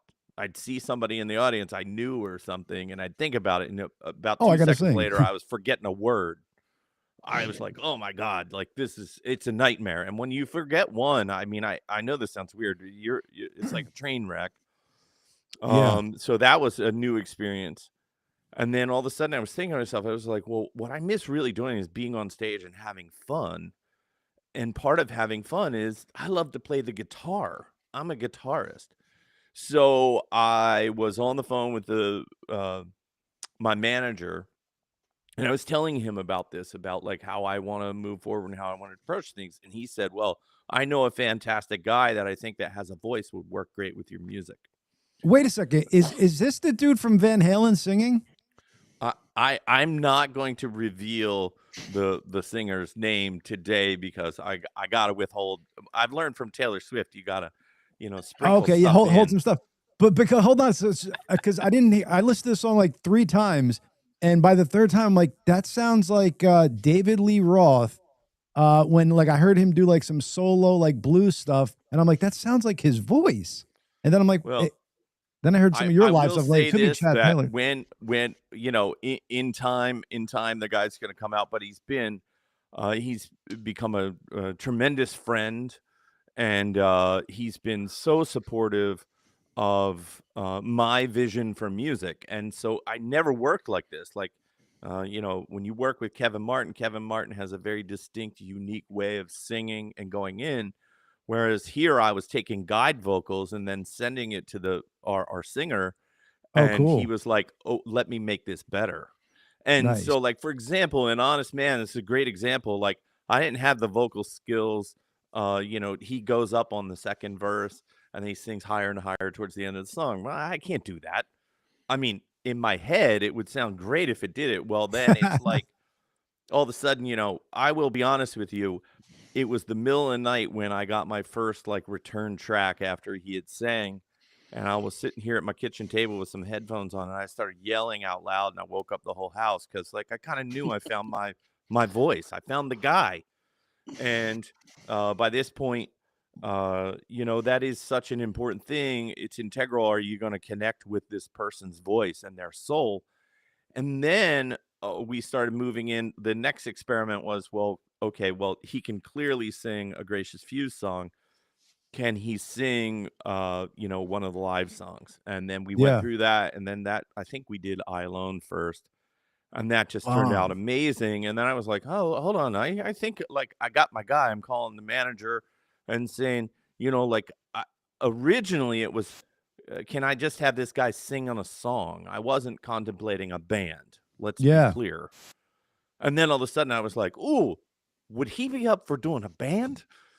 And then I went to the other people that had been playing with me, and I said, well, look, we have to keep on rehearsing. And so this all was building and building and building until we finally went in the studio and we recorded 16 songs in one day. What? Yeah, one That's day. crazy. Wow. It was pretty crazy. It's unlike anything else ever. So we did 2 days of rehearsal back to back, and we took what was supposed to originally be a day off. We just went in the studio first thing in the morning, and we played that same set list or thing that we rehearsed front to back. In some cases, maybe the max was 3 takes, but usually 2 takes, and then, hey, move on. And so everything that you're hearing is so spontaneous and happened on the spot. And by the way, there's some flubs and some mistakes and some of that coolness that like makes, a recording come to life. Yeah. And, when all the legal drama and all that stuff hit, I was like, I'm about music. I just want to show people I've been, behind the scenes working on music. And then the next thing is, and then out of blue, suddenly I'm on stage with Christian. I'm also then, having conversations with Chad Gracey about, what does that look like for us? How can we do our creative thing? So right. The point is to say yes to making music and having fun. Yes. And making sure that the spirit of get backs and resentment and all that is over on the other side. I'm not letting that in my camp. I'm not letting it happen in my musical universe. I want to keep everything focused forward and on, being the best integral person I can be. I know I have my flaws, my mistakes, still owning up for those, apologizing, and also now trying to be a better band leader. I didn't have to lead Chad Gracey. I didn't have to lead Patrick. I mean, that's the reality. Those guys, when we were young and naive, we were young and naive together. When we were more experienced, we were more experienced together. And I don't know. And then, the future's wide open. Tom Petty wrote it, but I'm trying to live it. So, I love that. Good saying. Out of those 16 songs, Chad, how many are newer ones that you made as opposed to recreations of your songs? Well, okay, so I wrote 24 brand new songs, and then I have like slowly whittled that down to ones that I thought that the band should focus on early. I know this, like one of the things I didn't want to do was go out and stand on stage and not honor the history of live and the gracious few. For sure. And I know that it's difficult to stand there and listen to a whole set of all brand new songs. So I was like, let's just make sure that the new stuff that we're peppering it in. So there's 6 brand new songs recorded, but there's a whole bastion of songs and perhaps even some that Chad Gracey or Patrick will want to play on. And then others that are more appropriate for, this particular band, the Mercy Revival. And I want to say to everybody that, naming a band is like horrible. It's the worst thing because one, you can internet search and somebody has everything taken. And by the way, it could be argued live is either one of the best names or one of the very worst names. So, that's out there. But with Mercy Revival, I wanted to take a shot at, first of all, there were so many people along this journey that even some people that I really viewed as like aggressors towards me or adversaries or against me. And as I got sober and I started doing the 12 steps, which is part of that is you have to reach out to even those people. I wound up with men, real men, and some incredible women, but men like Chad Gracey saying, well, brother, I love you. I was just waiting on you to come home. These are like really important things. And so it was through his support, Patrick's support, Christian's support, all these people that I just never really thought would ever, I don't know, even talk to me again, that I felt suddenly supported, protected, lifted up. And so that's where mercy came from, right? Because that goes right along with that. I did get a little mercy. And then in terms of being revived, I am revived. Yeah. I'm brand new. I'm whole again. And by the way, there is an opportunity. I just want to say this. There's an opportunity for healing even with Mr. Kowalczyk. There is always a chance to heal. There's always a chance to mend fences. There's always a chance to offer forgiveness. It doesn't mean that everything has to be forgotten or swept away, but there is Right. an ability to look at each other and say, I don't know, this is just bullshit, and put it down. It's all there for the taking. I'm up for it. Gracey's up for it. Dahlheimer's up for it. You know, again, no get backs, no resentments, no place like that. Oh yeah, do I have some tough stories from the past where my poor little boy heart got broken? Sure. But you know, I'm also over that. Right.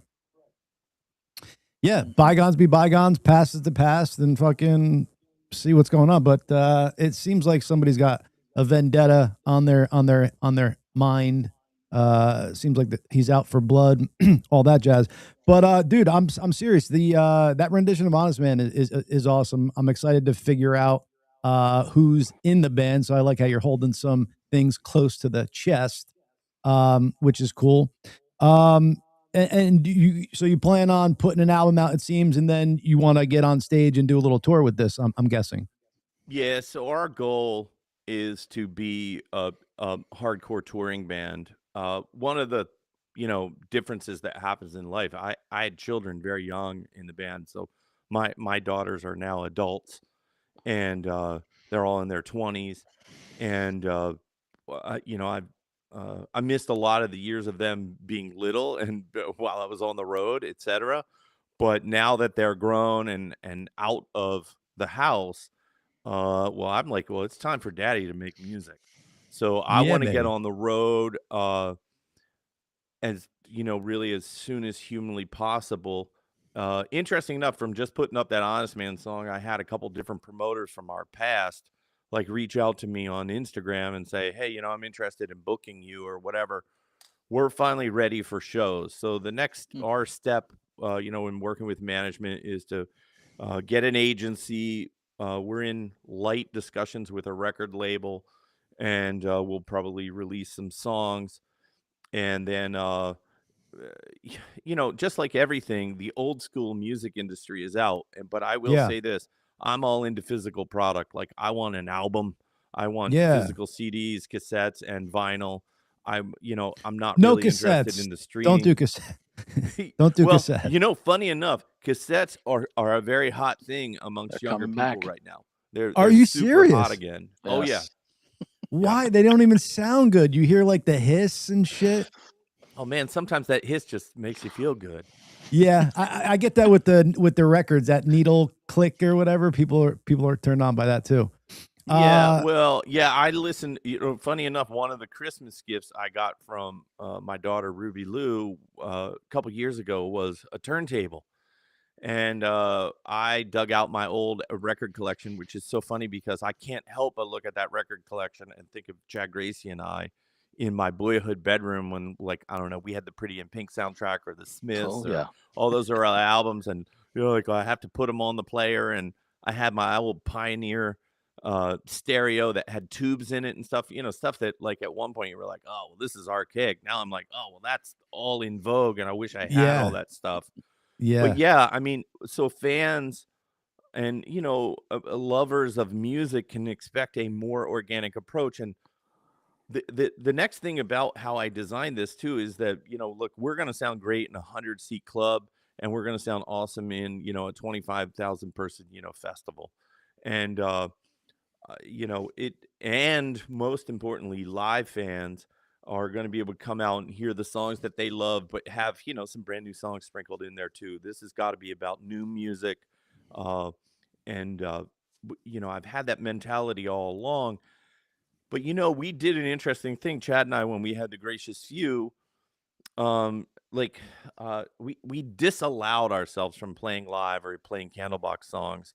And in some weird ways, it would have made the shows easier. Like, promoters would have understood, oh, well, when I get the Gracious Few, they play a couple Candlebox hits, a couple live hits. Oh, and their brand new album. Why didn't we allow ourselves the permission to do that? That's my whole point. yeah, That's what I'm doing with this project. I've just given myself Yeah. permission to play the songs of my history.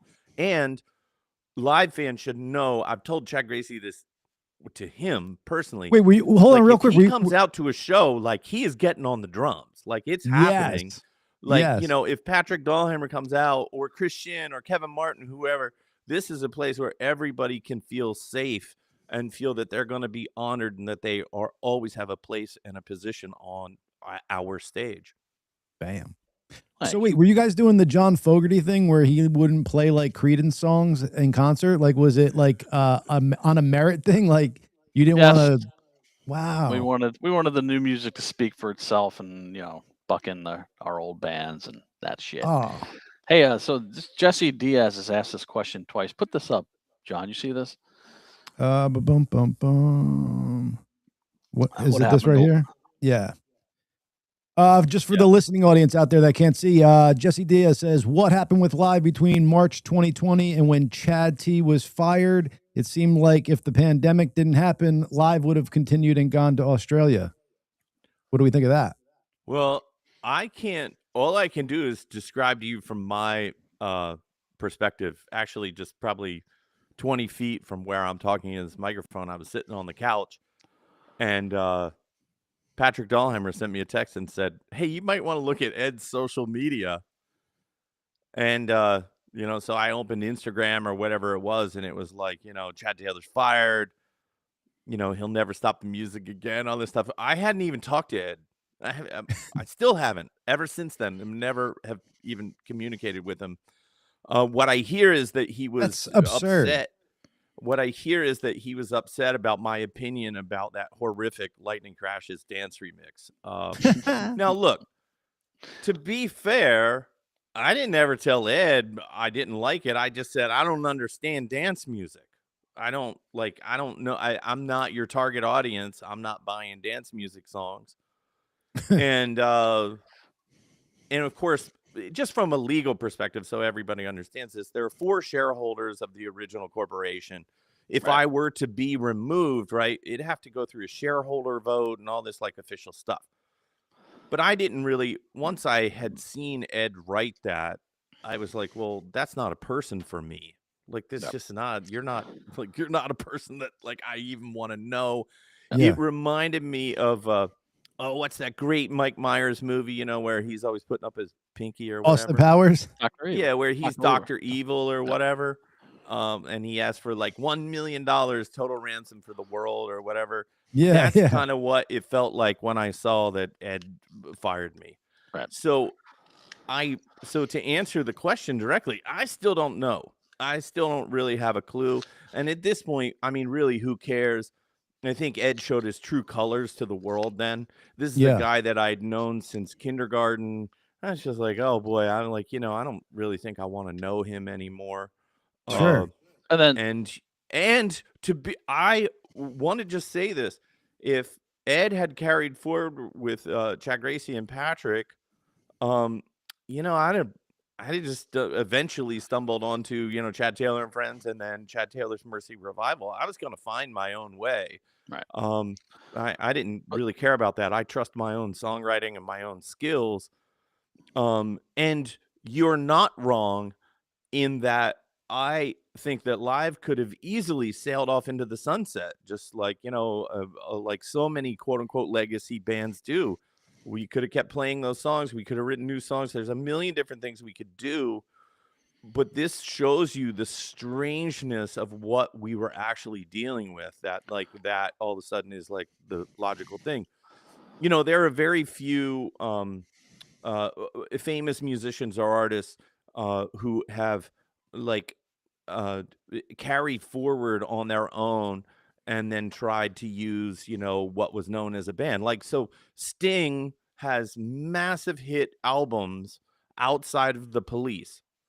He is also the acknowledged songwriter of the vast majority of Police songs, but yet Sting doesn't tour and call himself the Police. He knows that the value of having Summers and Copeland with him. So it is a very strange thing then to turn around and like go, oh, well, the guy like I grew up with is like doing that with our band. I mean, it's a very strange reality. I don't quite know why we're set to deal with it. it is a shame for the fans. The fans are definitely right to say that, like where people are just like, I'm embarrassed by this whole situation. They're totally right. They're not Yep. wrong. It is it's horrific. It's embarrassing. But yet at the same time, it's like, well, I mean, obviously we're some part of the cause.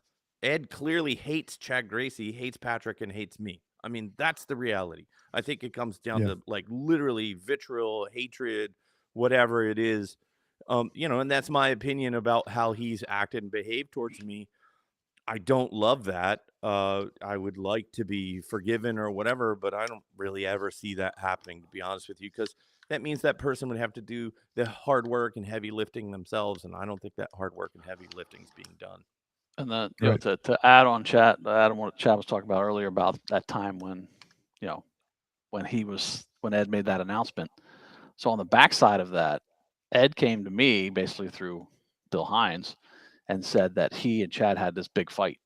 And I was like, oh, okay. And at the time, as everyone knows, Chad and I were not getting along. We had disagreements over various things, which we've all worked out, and that's all good. But so Ed, I think recognized that breakdown of communication between Chad and I, which was, Ed is all about divide and conquer. So that's exactly what he did.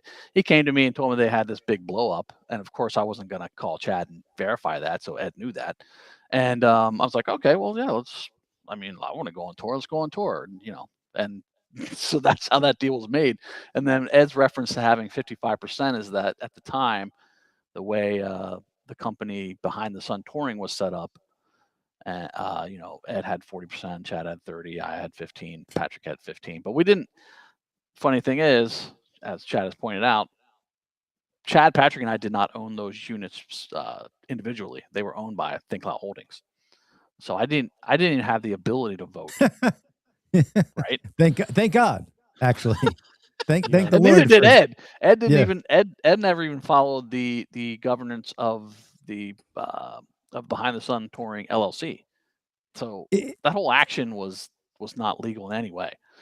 It's funny to look back on, but it lends back to what you were saying earlier, John, about Ed. This whole thing allegedly being Ed's vendetta strategy from the beginning is to take over the band and get rid of everybody. And that's exactly what he's kind of done at this point. Yeah. I was going to ask you guys this too, but Chad Taylor kind of answered it earlier where he said like, and you've brought this up a couple times, Gracey, that the writing was kind of on the wall for the band being done around Throwing Copper time. But it just didn't get as deep into what Taylor was saying about it. But so I was going to ask you guys, like, did you see this behavior coming from him, like where he could potentially just end up hating you guys and trying to fuck you out of like business and earnings and stuff like that? Did you see this like at all? Because from an outsider looking in, it's like, this seems absurd. Like you're like 4 childhood friends fucking make music together and then this happens. But so you would think maybe there was writing on the wall, and that's why I'm asking, did you guys see any of this? We may have seen signs, but as I said, we were blindly devoted to the band, so we may have seen things. And actually, Chad and I have discussed, we have looked back and gone, oh, yeah, that was, go there and there and there. Like, fuck, we just didn't either recognize it or chose not to see it because we're like, the band has to go forward. Right. Yeah, at least from my perspective. Yeah, and fame, celebrity, success, whatever, you can put that literally in a capsule. Mm-hmm. And there were 4 boys from York, and it got, we got launched into space, and there's no, they lost that technology. So there is no reference to how to come back to Earth, how to do all those things. So in that regard, I think that all 4 members of the band should have some defense. I think also Ed experienced fame at a level that certainly I didn't. And I think that there is some psychological protections that happen, but that are natural. And I feel like like to balance things out, I should always acknowledge like the good that human beings have brought into the world. Like, I mean, it's not all bad. Right. When you say were there signs, I mean, I was honestly paying attention to the signs of good. Like, Right. oh wow, like we're doing Right. like look at like for example, the depth of person that I would believe that I am would not be the same if it wasn't for the contributions of Ed. For example, when Ed discovered Christianity and turned me on to Christianity, I mean, Ed discovering Christianity and turning me on to it changed my life. I mean, I'm not the same person without that, right? So I was looking at those signs. Right. Anybody that's out there that has a relationship of any depth, especially, I'll just say this, where people are like living together and codependent in some way or shape on each other, you recognize that you cannot walk around looking for the bad signs. Yeah. So, in that relationship, I was always looking for the good signs. Like, for example, I'll tell you something that I just always loved about Ed. Like, Ed loves candy. He loves candy. He would always show up on the tour buses with little secret stashes of candy. He just loved, and he loved to share sweets. Like, it's not all bad, people. It's Yeah. not all bad. We can't ever frame any human being as being all that. One of the things that I learned through the experiences, through this whole thing, was where I might have framed somebody as all good or all bad. And as it turns out, I had to learn about myself. Like, I'm definitely not a judge-worthy person. Like, I shouldn't be judging others, and I don't want them to judge me. So the same should be held true for Ed. Like, I didn't live in his shoes. I don't have his experience. Yes, we were bandmates. We were all those things. Nevertheless, it shouldn't excuse deplorable behavior, right? So there is like some fine line there. And yes, that's me in therapy working on that and figuring out, like, for example, I had one therapist say to me, it's okay to forgive people, but careful forgiving those that manipulated you. So Yeah. and I do really feel like in some way I was manipulated. I bet Ed feels the same way. I bet you Gracey feels that way. I bet you Patrick feels that way. We all feel manipulated. And by the way, we were in a massive system making huge companies hundreds of millions of dollars. We were all manipulated. Let's be clear. We were For all, sure. wrapped up in that. That's everything from, Viacom and MTV down to Universal Music, to Live Nation, all those massive companies that are publicly traded. The reality is, we help their stock look good through ticket sales, record sales, merchandise sales, all those things. Yeah. So in some way we were a commodity, right? And it's only natural, right, to look at the lead singer and say, well, he must be the head tip of that commodity. And therefore I could definitely see situations where perhaps he was the most manipulated amongst us. And that's maybe where I carry a little guilt just as his friend, like, hey, maybe I should have done a better job protecting him, whatever, from those powers, those things. Like, I don't think that Ed You woke can't up know on who's his getting own. in. Yeah, You I can't don't know think who's Ed getting in woke his up head on his like own that. one day and then was like, oh, well, I'm just going to sail off into the sunset without my band. I definitely think there was some manipulation there. Yeah. Well, just the way he like talks about the way the band forms, it's like he just completely makes up stories and shit. And like you said, that 5-part Lightning Crashes, not only does it sound like a band wasn't in the room when the song's being written, so it doesn't even sound like there was a band there. It just sounds like he was playing every instrument and fucking doing everything in that room, which is just crazy. But also it seems like what's crazy from an outsider is that this band is broken up without you 4 guys sitting in a room and having a conversation. Like, it's broken up through Instagram messages and fucking letters, and but you 4 have really never sat down and spoken probably since COVID-19 happened. One of us won't get in a room with the others. Yeah. I'll let you guess who that is. Yeah, Chad, Patrick, and I speak all the time. So, that's, we talk. And that's been true all through the history of the band. Yeah. Yeah. Even at the hardest times when you guys were beefing and stuff, there were still lines of communication.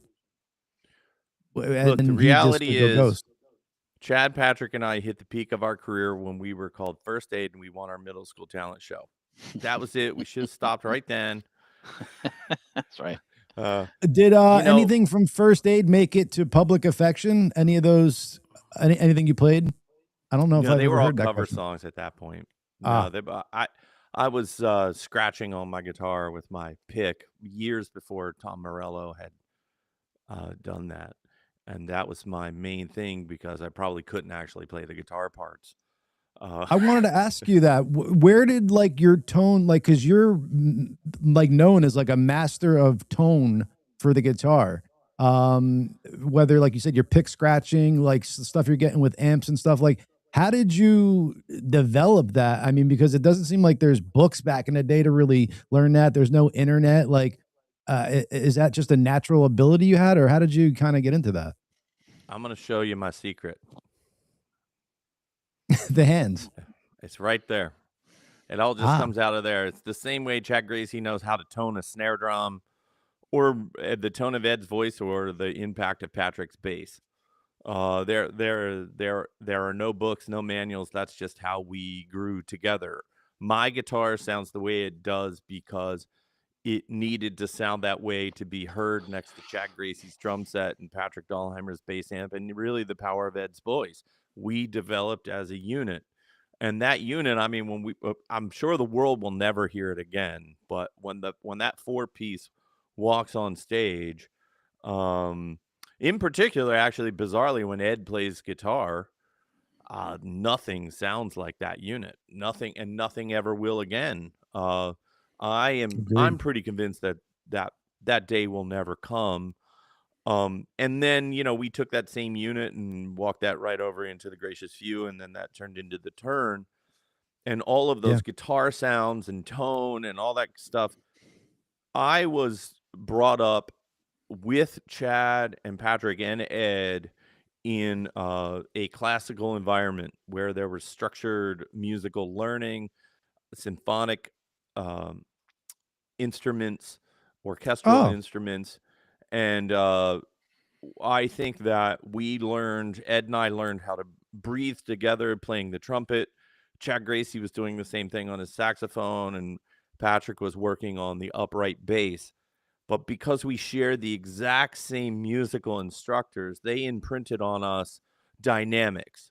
They imprinted on us like even weird little things like how to round robin breathe, how to listen generously to each other as musicians. And those people there are very few. Most people know the story of Don Carn, who helped put the band together in middle school.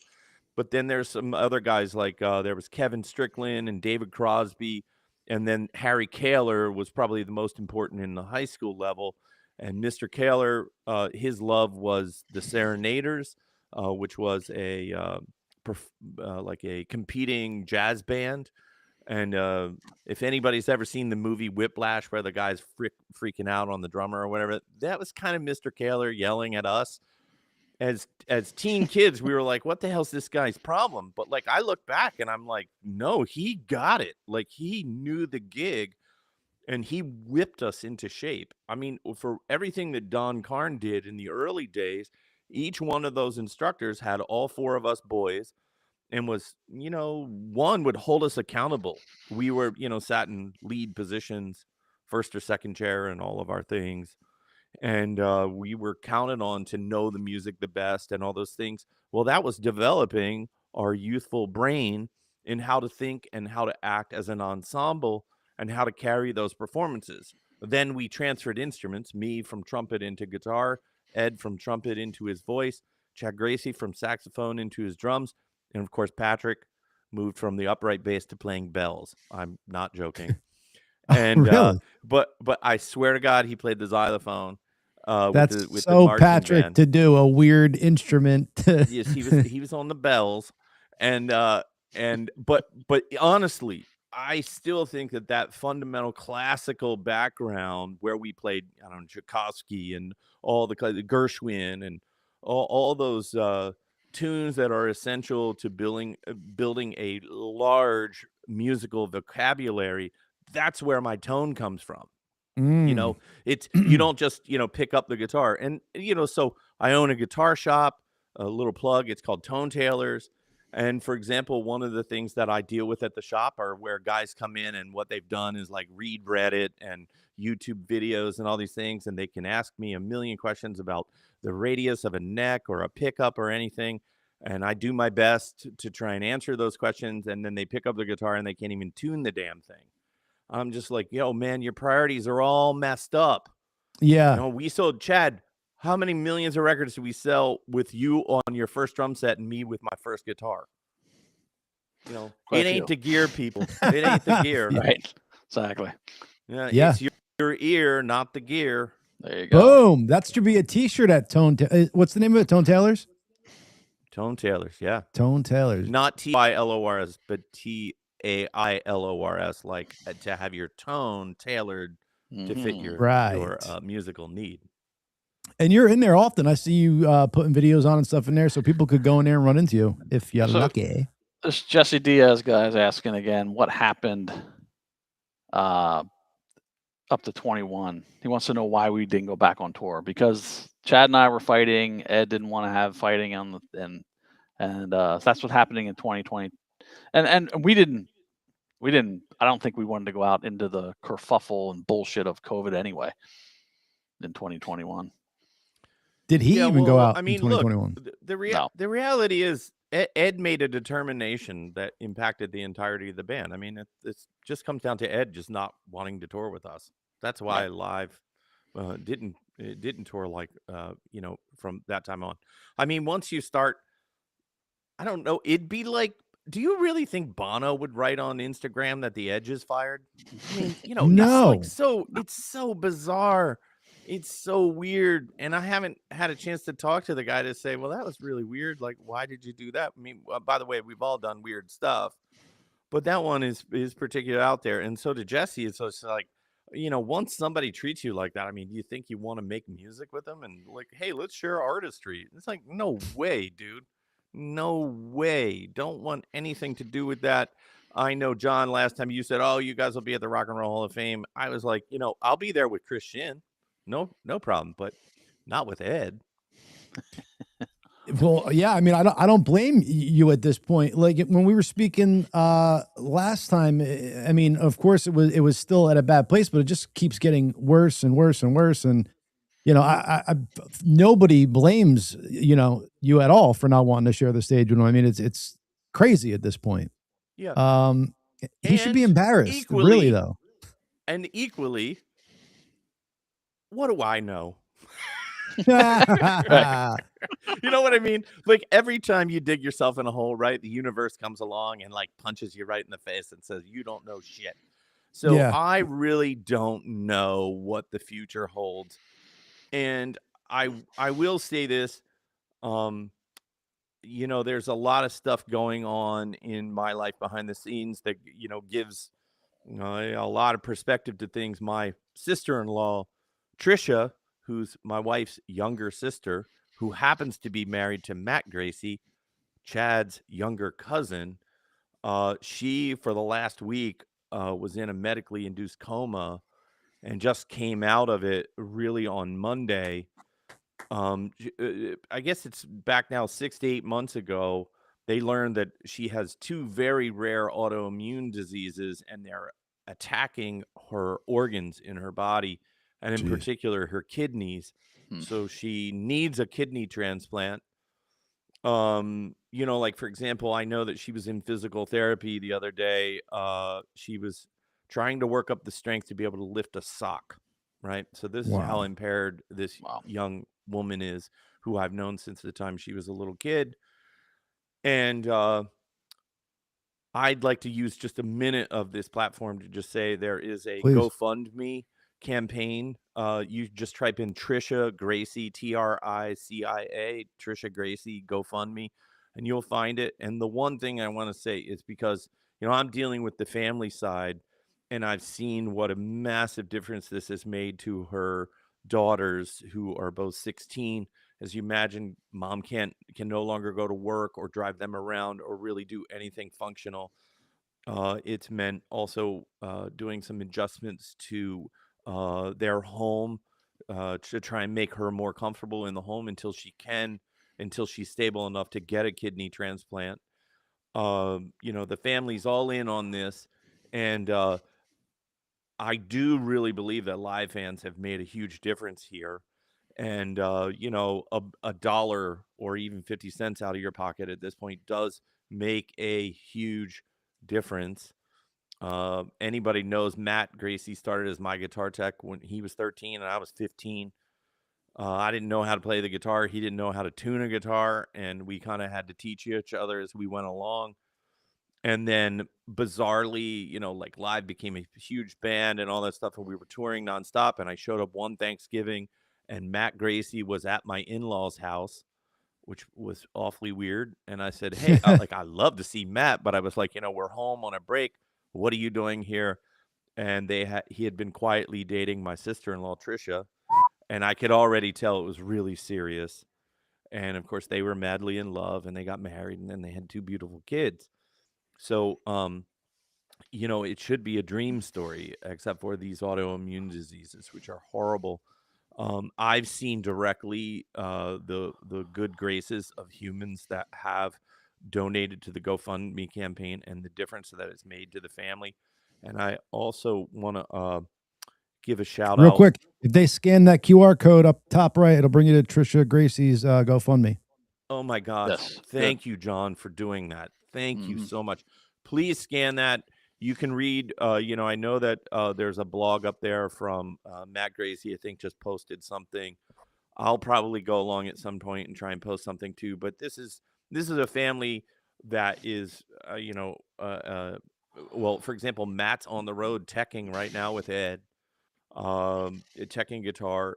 So this is an extension of the Live family, and so many people have pulled together. Chad Gracey, what was the charity we did, the Vic Chestnut Sweet Relief? That was it. Oh my gosh, my Yes. brain got Sweet Relief. The musical charity actually has already also donated to Trisha, and I haven't had a chance to thank them publicly, and I'd just like to say thank you so much for doing that. Um, if anything, I probably should have talked at the front of the show, because I really want people to know about the campaign and Trisha's struggle. It's very real, and this is still a pretty young person, and it's somebody that the extended family of Live, really should know more about, which are the wives, et cetera, that stay at home, that are guardians of our children and our homes and all those things. And this particular person just needs some love and support. Mhm. Yeah, thank you for putting that out there, and of course, we'll clip this up and post it so it gets the Thank word you, out John. more. Thank Of you, course, Chad. Trisha, our heart Absolutely. is out for you. Yep. Get better and get well soon. Yeah, thank you for bringing that up.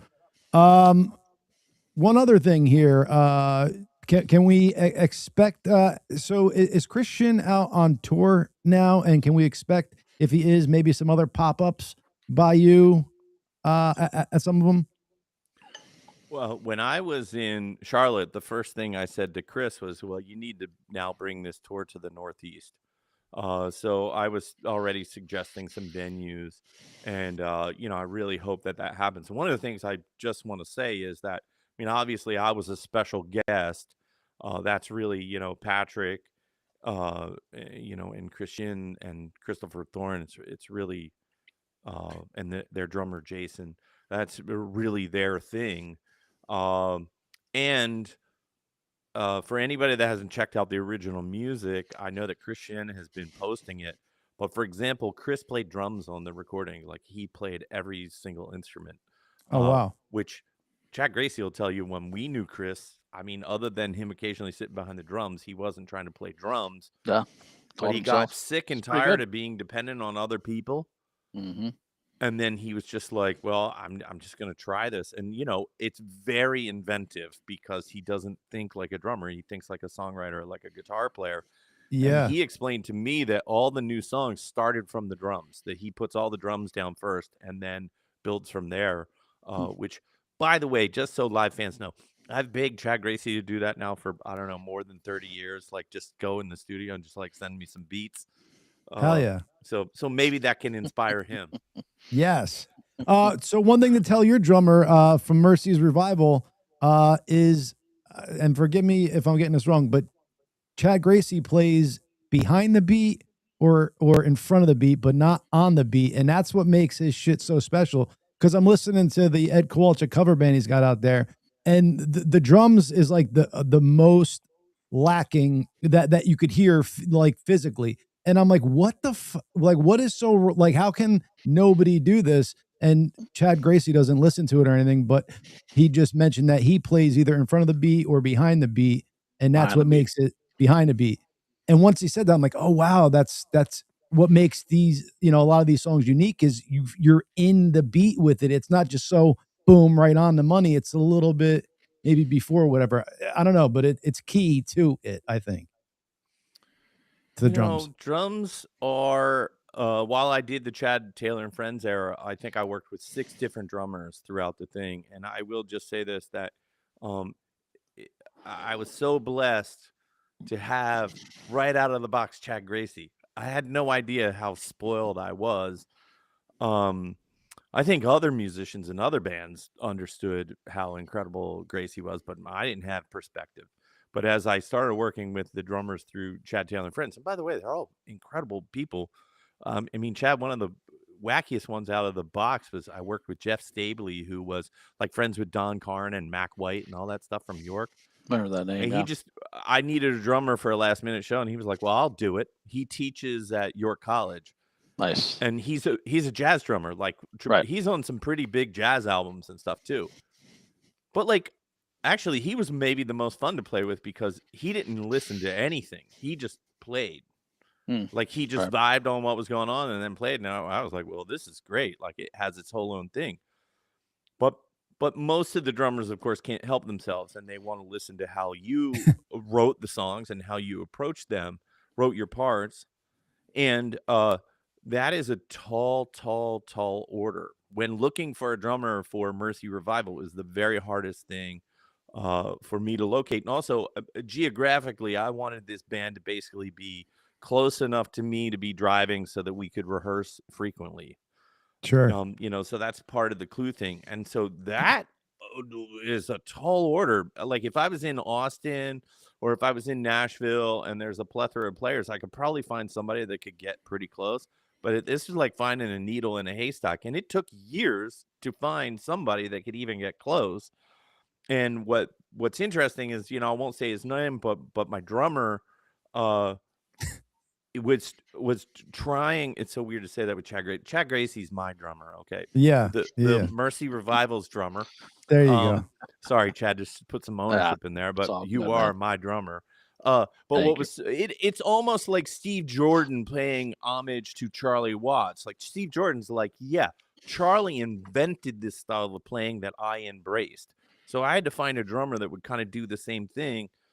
And then, for example, while we're rehearsing, he'll be like, oh yeah, did you ever notice Gracey does this? And he'll show me some little figure, and I'm like, oh yeah, that's really cool. That's super inventive. He's like, yeah, like no one else does that. No one else puts that or will put that there or put that fill wherever it might go. And so this is what I was saying. Like, I'm learning. It's like being in live school with these other musicians showing me like cool little things. And I'm like, well, I don't know. I was busy playing my guitar. Like, I wasn't. It'd be like you, Chad, trying to be like, well, like, describe what I play in Selling the Drama. You'd be like, well, I don't know. He plays some chords, and it's like, I don't know. Oh, that's people are always like, what's the lyric in that song? I'm like, I didn't listen to the lyrics. I listened to melody. I didn't listen to I don't listen to anyone's lyrics. Any band, I listen to melody. And yeah, you're the most. You play around the melody the most of any drummer that I've ever worked with. If you ever listen to one of Gracey's drum parts on whether it's the Gracious Few to live or live with Shin on the Turn, there's never a drum part that's stepping on the vocal. Yeah. If anything, the parts are very complementary and uphold the primary melody. And that is really, by the way, that's that classical training that I was explaining to you, like learning to play. Like, for example, I've learned this now because I'm working with a lot of musicians. Because Chad Gracey Patrick and I were taught syncopation together. We learned syncopation together. Syncopation's this weird thing where if you played the music exactly the way it looks, it would sound wrong. It's a real technicality. It's related to ragtime music and ragging. And I can remember Harry Kaler like screaming at us, like, if you play it that way, everyone's going to hate you. Like it, you have to drag certain notes, etc. It's all a timing thing. And what's weird is Gracey Dahlheimer and I mean, we play syncopation like it's not. We don't even say to each other we're playing syncopation. We just do it. Yeah. Now that I'm working with other musicians, I literally got asked, "Well, how are you counting that?" And I was like, "Well, I've never counted almost anything." Yeah, that's the now magic. I have enough musical skill that I can actually, like, if something's playing back, maybe not playing it at the same time, but I can listen to it and count it out for you. I could also write it out. But teaching that to someone else, I do everything verbally. Like, I'm like, oh yeah, just like Chad, when we were in elementary school, T, T, T, T, ta, whatever, all those basic rhythms. And then the sound of music, the movement of the hands. I don't know if anybody knows, but that's actually a musical scale. Like, that's the top of the octave. That's the lowest part of the octave. That's the mid octave. But if you watch the movie, if you watch Sound of Music, when they're doing like doe, a deer, a female deer, they're actually playing, their hand movement is the musical scale. And that's how a lot of choirs work that way. That's how they teach the choir how to move intervals. But all those like visual things that we learned, like that goes back to like Kevin Strickland.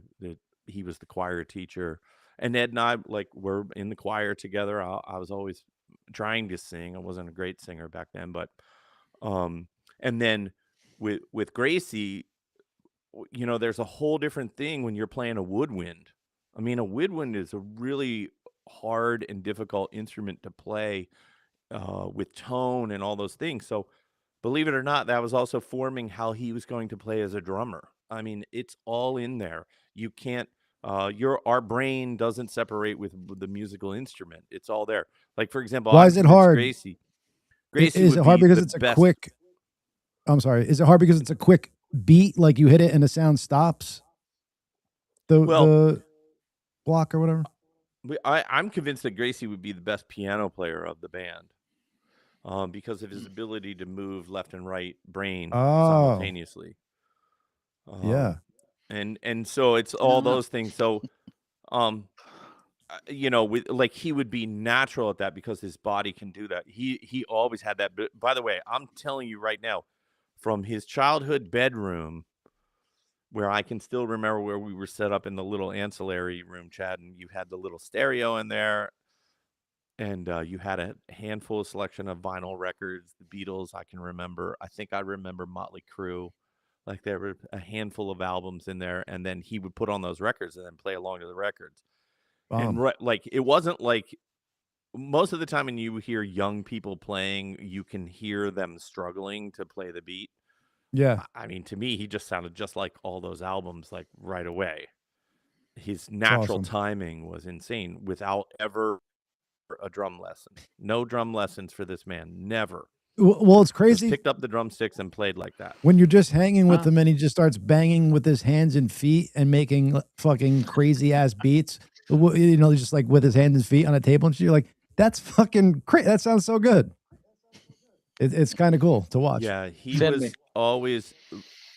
were always so rhythmically gifted, and then we were equally as blessed because I've never met another bass player that even remotely, perhaps only Lee Sklar, where Patrick Dahlheimer is in a league so on his own.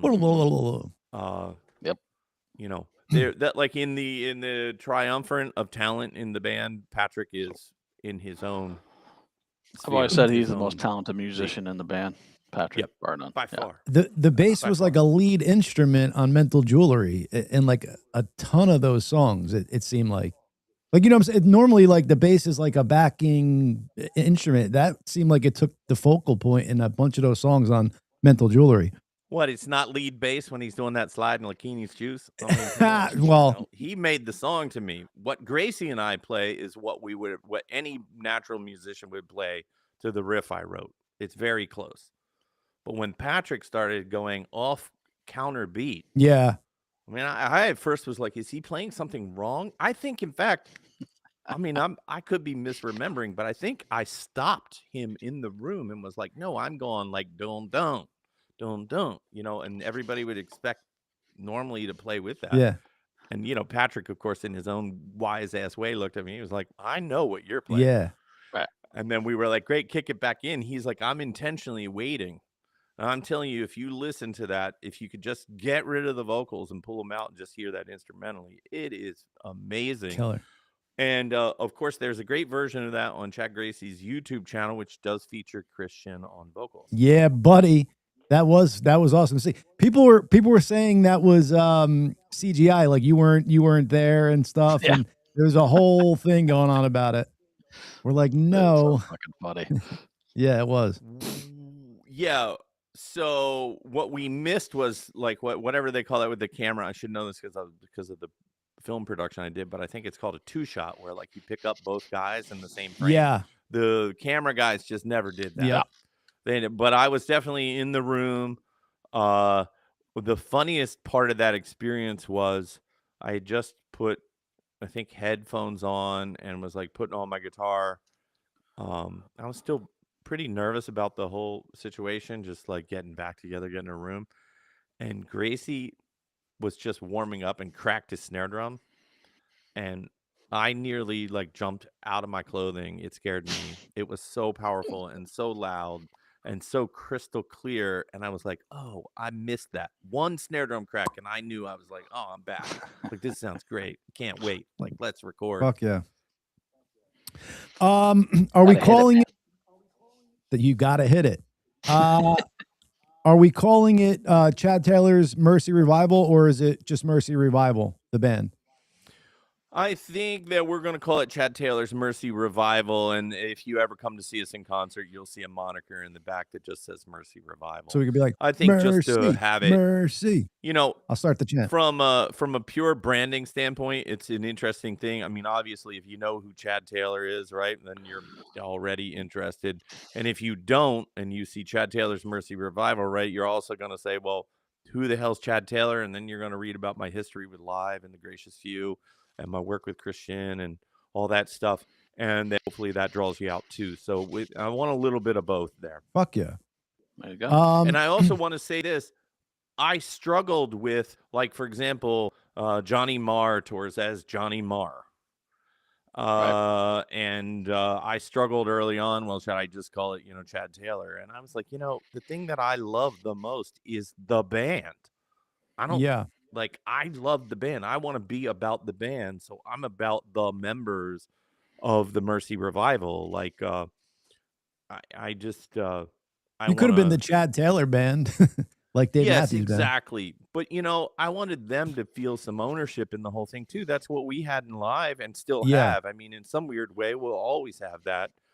Whether we're standing on stage as, and calling it Live or whatever, I guess that'll be determined at some point. It all seems so weird. My expectation, long-term, long view, is that everyone finds their space and their way and their time forward. Like that Ed will find his thing, whatever that is, that Chad, Patrick, and I will find our thing.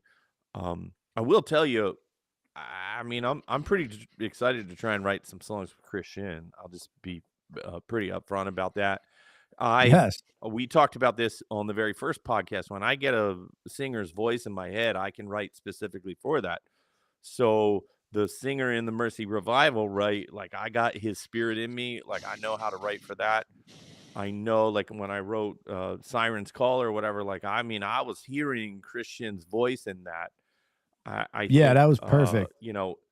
Even like, for example, like if we just recorded a song, hey, wouldn't that be cool? Like, that would be fun. Wherever we get a chance to make new music, that's what I want to do. Gracey has access to and plays in the studio all the time. So does Patrick. So does Christian. So do I. There's no rhyme or reason why new songs can't be, released.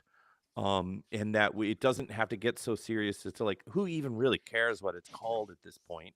I mean, we're all grown adults. Like, I don't want I don't want the music to be impinged or held back in any way, shape, or form. And I want that for Ed too, by the way, not just me. I want that for Kevin Martin. I want that for Sean Hennessy, Michael Railton, Christopher Thorne, Chad Gracey, Patrick Dahlheimer, every single musician I've ever played with. Life's too short to harbor anything. You know what I'm saying? When especially when shit could be talked out or whatever. It's a good sentiment. I don't know. Hit me up with like your best song. Like I want to be blown away. It's funny because I like thank God for the power of TikTok. I mean, I've reconnected with like youthful music. And that's been a huge thing for me is like I've been listening to this girl named Eka Vandal. It's kind of I think it's her and a drummer that's a producer. And she reminds like when I first heard it, I was like, it reminded me of when I first heard Smells Like Teen Spirit. Like, it just like rocked my world. It sounds like I don't know. I know it doesn't sound like grunge. I just know that it has some newness and passion. And my God, she's amazing. I've been listening to nonstop. I'm such a fanboy of Sierra Farrell. I'll just tell you guys a kind of funny story. So Sierra is originally from West Virginia. She's, they would call her folk music, but she is the whole embodiment of a new musical wave. And if you know, she's just amazing. And so, like I'm always telling people, checking out, Sierra Farrell, Sierra, like Sierra. This is back years, like she's playing tiny little bars, right? She's become a big deal now. She's like playing amphitheaters and stuff. Oh, dope. And my daughter, Scarlett, is a publicist. And she just casually dropped to me one day. She was like, Dad, I was just texting with Sierra Farrell. And I was like, what am I? Like chopped liver? Like, I was so envious because I adore this woman's music. She's in her 30s, she's not that young, but she's also not old by any means. And it's so refreshing. And then I just learned her guitar players from Lancaster, which is also incredible. My point is I'm always like, I just don't want to be about my new music. I'm about everybody's new music. That's everything from, Shin stuff to, I mean, man, I would love to collaborate with Sierra. I'd do about anything to make that happen. And I know she's done some like, some collaborative work with some other artists that I really love, but even including like John C. Reilly, who is an amazing musician, has a great voice. Most people don't even probably know that about him, but he popped up on the stage actor. with her. Yeah. And of course, I'm totally jealous of like him. I'm like, how's that happening? Why am I not there? Like, I love her music. She's inspired me. In fact, I almost didn't release the 24 songs that I wrote because I listened to her album and I was like, well, I suck. I should just quit. I'm just terrible. And then eventually I was like, well, I need to get over that. Like, I need to face this down. I need to release some songs. And that's the other thing that's unique about these songs is I've written all the words, all the melodies, whereas in the past, everything was truly collaborative. And by the way, I am collaborating with members of the band on writing other stuff, but just these early songs, I did everything. Well, that was all brand new, and I feel super exposed even doing that. Sure. And intentionally, just because somebody did ask about it, I put up Honest Man because management said, well, you just don't put up anything new. Like, because they want to hold that back, I think, for a record label or something like that. Sure. Go ahead. I'm sorry. Mr. G. Garman's asking if the term will be released. Yes, we will re-release it at some point here. Boom shakalaka. Yeah, the turn has to have its day. I know this sounds weird. If there's any silver lining to it being taken down, is that it can be put back up. Right. And I think that's probably pretty special. I mean, obviously, artistically, we're only doing that if all the parties are aligned, which includes also with Chris Shin. But, even Chris is like, well, it's such an album that I'm really proud of. And we're super proud of it. Always were. The politics behind the scenes of being in a band and all that stuff, fans don't particularly always understand how those maturations work. Right. that was a part of the negotiation when Ed returned, and it's something that we agreed to. It's not just all on Ed. We, from our side, we did agree to that.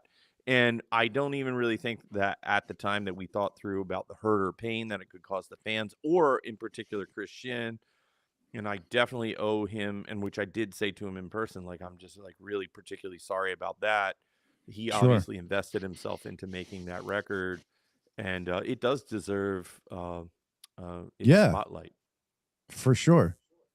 Well, I mean, I guess the silver lining, I mean, if there is one for the real live not being together, is who knows if you would have ever gotten sober, CT, and turned your life around. And even though it sucks that the music isn't gonna grow and be made like it used to, maybe your lives improve, despite the band not being together.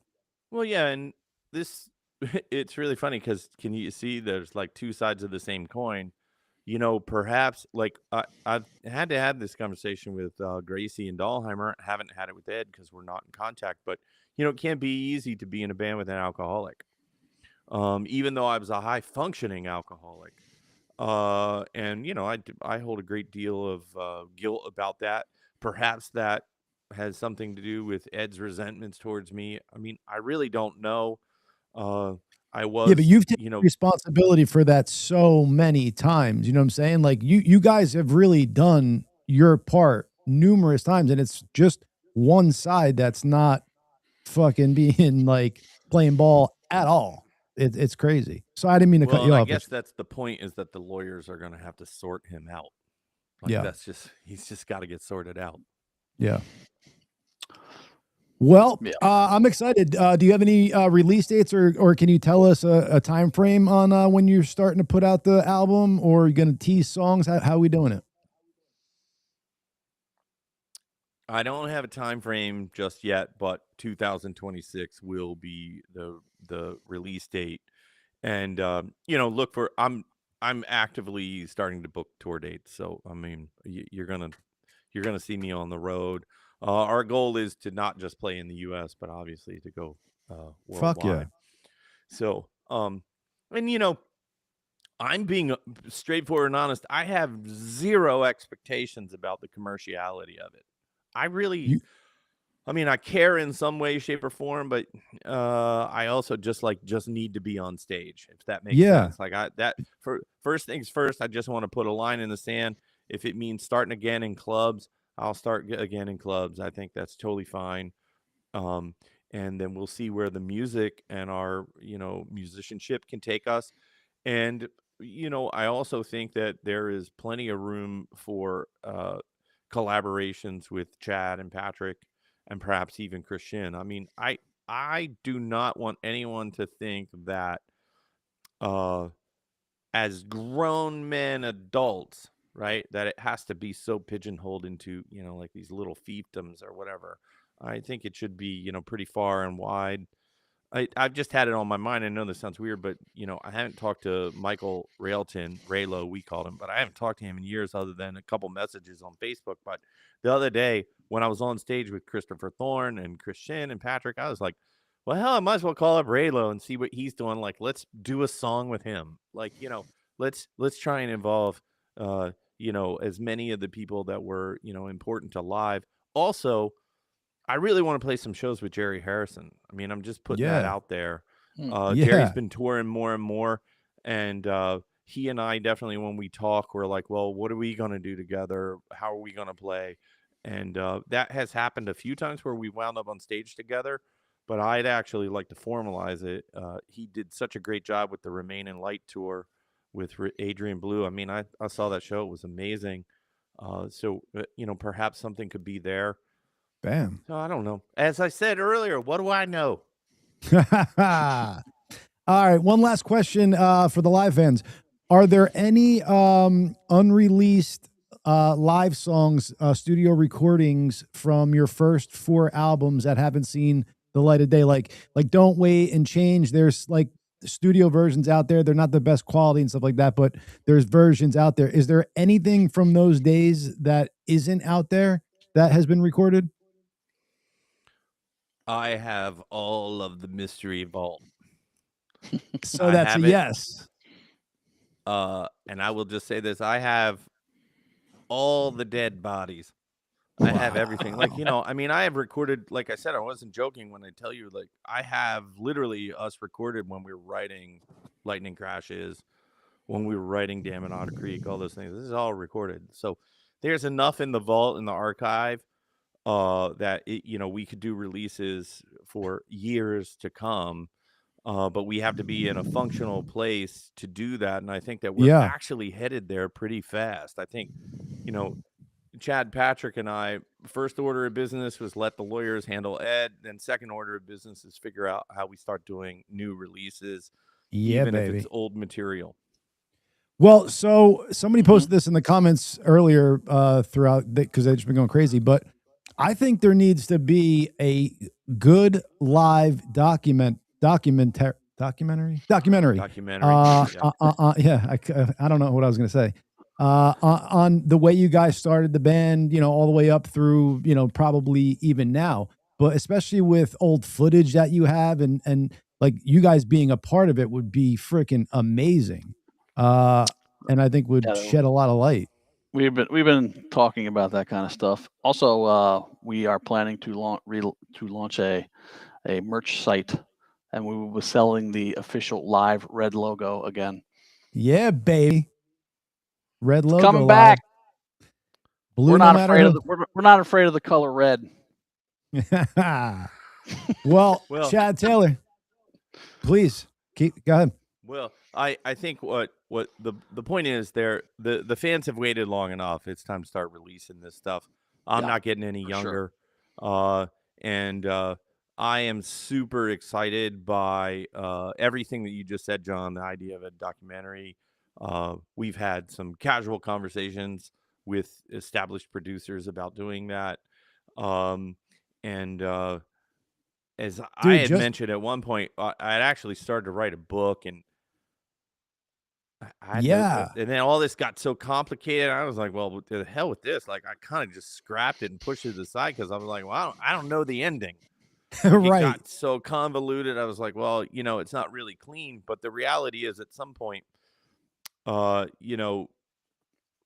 don't know. I honestly, at this point, I think I would begin again, which sometimes is like a great part of the writer's process. Yeah, but put it down one and of go the other back. ways of doing this is telling it like through the eyes of a filmmaker.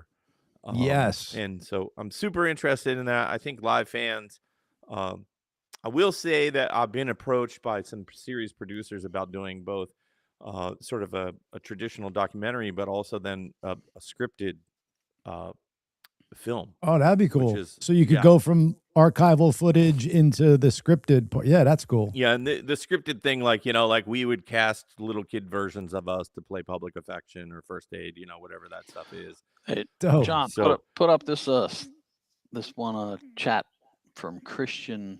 Gotcha. Roway. Please let me know if you're interested. Talking documentary, movie producer, and fan of the band right here, Christian Brower. I'm going to take a copy of her name here and try to look her up. Perhaps I'm over on Instagram at whatever it's Chad Taylor _live. You're welcome to shoot me a DM and I'll try and get back to you. I think there's a Gmail address, the Chad Taylor and Friends at Gmail. That also gets to me. I mean, that's out there publicly. I don't mind if people send me stuff. I will admit I'm not real great at checking the DMs. And there's been some important messages left in those where I'm like, I had to explain to Chad the other day. I was like, I'm so sorry. I'm not the best at social media. And then he started laughing at me. He was like, well, I'm not good at it either. Like, that definitely shows like our age. Right. You guys have a podcast. I mean, you clearly know more what you're doing in this area than what I do. And I do like being in here as the Gracious 3, by the way. It's been an awful lot of fun being a second-time guest. I feel like I'm much more better prepared. And, of course, there are and out of respect for time, I mean, there are tons of interests. You know, I happen to be a libertarian, which, you know, kind of gets to sounding almost like a bad word these days. But, you know, I'm fiercely into the history of banking and the Federal Reserve System, and and I think there's a lot that you know, that we could go down that are like those classic rabbit holes. And then you know, just to bring us full circle where you guys were at originally when this started, but like even when you have guys like Bill Maher going, hey, where do I address my apology note to, you know, QAnon? Right. So You know, but and I'm going to just be honest with you, from a guy on the outside, I despise political rhetoric and the divide, because I spent a whole career as a musician trying to bring people together. I mean, first of all, like I always feel like there's like in order of importance, there's like togetherness and spirituality, and like I really feel like the political doldrums are like down here, like they pull you down. And of course, we're all watching that, like we're being intentionally divided.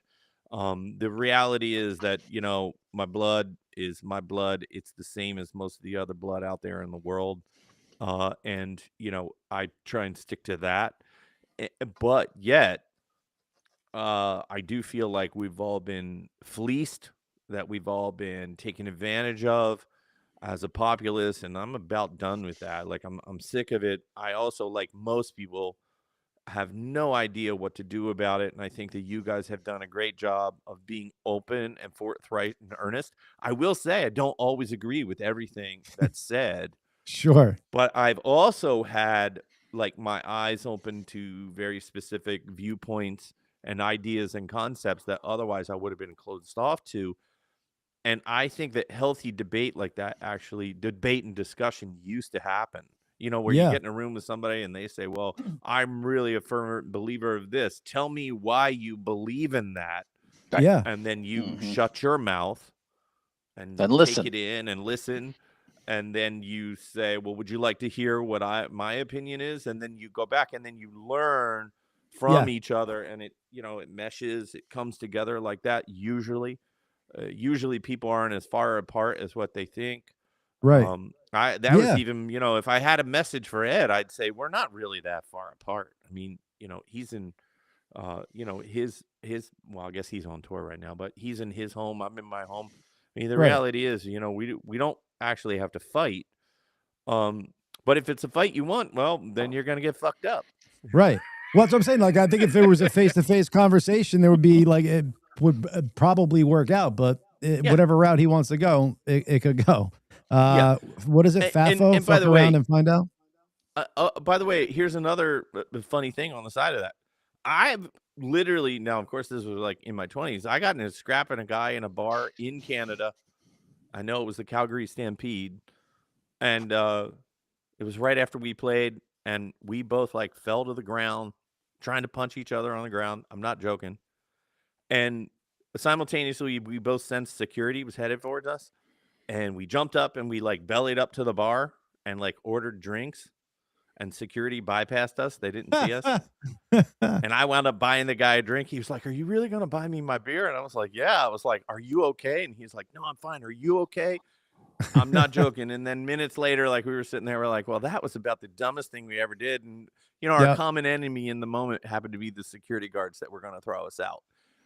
You know, people can come back together. Damn it. There is possibility for peace out there. You just have to, you know, it's funny. It's Ed Kowalczyk that taught me that peace is an active thing. It's active. Peace is now. He didn't say after the lawsuit, after the whatever. He said it was now. It's right now. And that opportunity is out there. That's just the reality. And, you know, if you get rid of the lawyers and all the nonsense and you could get in a room, boy, I bet you could get to the bottom of some agreements. But in the meantime, the fans have to suffer through, well, there's his story and his side, and then there's our story and our side. And, you know, the real truth won't ever come out because I don't even know the real truth anymore. You know, there's just positions and opinions. I mean, there's also material evidence. And I will say that I feel pretty good about that, but I'm sure he feels good about his side too. Well, that's the thing. But you guys are trying to be grown men about it. and it could be handled nice and you guys could get in a room and talk, or it could be handled where you guys are not a part of it and the lawyers are hashing it out, and it plays out how that plays out. So I mean, there's options. I think we should call in Jane's Addiction to consult for us. Yeah, there you go. Yeah, if they could, well, and even the brothers, the I Black just want to Crows. Oh, say this. Oasis. Oh, Black Crows. At least if Ed and the other members of Live got into a physical altercation on stage, it wouldn't look that bad in between Navarro and Perry Farrell. Like we would hit each other with iron-based mic stands and shit. There would be blood. Like you would know that we got into a fight. Right. I mean, I have good faith that what little bit I know about this band is, had it ever turned into that, it would have devolved into a full all-out scrap. These are manly men, and we would have fought that way. Not, well, I'm just grabbing your jacket and like shaking you. It wouldn't happen like that. Yeah, because you're also passionate. It would have been a fucking fight to the death. Well, we're more fans of the Replacements, and the Replacements would just drop their instruments, bloody each other, walk off the stage, clean up, and come back on and finish the show. I mean, come on, that's professional. Let's be professionals. Let's go with that. So Chad Taylor, let the audience know. I'm sure they know already, but where they can find you for social media, and then again, be on the lookout for that album and see what he's got going on the tour. I know he wants to get out there. Yeah. Well, the easiest one is my Instagram, which is Chad Taylor _live, and then people do request my Facebook thing, but I'm barely ever on there. But yeah, I mean, you can definitely find me by typing in Chad Taylor and the word live. And get better for Mercy Revival. Yeah, and I will announce at some point a website and all that kind of stuff. This is just there is no real great way to roll any of this stuff out anymore. Chad Gracey was in charge of rolling out the Gracious Few all those years ago, and he put up little teasers and all these things. He was so great at it. Maybe I should hand that over to Mercy Revival to just give him the keys and tell him to do that. But it's a lot. Like, not only do we have to get all the music together, all the new songs, all that stuff, rehearse, record. Oh, but we have to have a website. Now you have to have a social media presence. And, I just remember in the old days where like the hardest thing that we had to do was get a little flyer and go put it on like some kid's car at a high school parking lot and say, like, come to our under 21 dance, Yeah. My biggest advice would be, go ahead, Chad, I'm sorry. I was going to say, my biggest advice is start a TikTok page and go live on TikTok all the time. That's what you should do with rehearsals. And I am on TikTok, by the way. Yeah. I not only am I on TikTok, but I do go live on TikTok, and TikTok is by far my preferred social media platform. I mean, it is where I'm discovering new artists. They don't live. I do discover some stuff on Instagram, but man, TikTok. Oh man, what's this band out of Quebec? They're called. It's like, it means tightness of the chest. It's like Angine de Potney or something. Yeah, de Portney.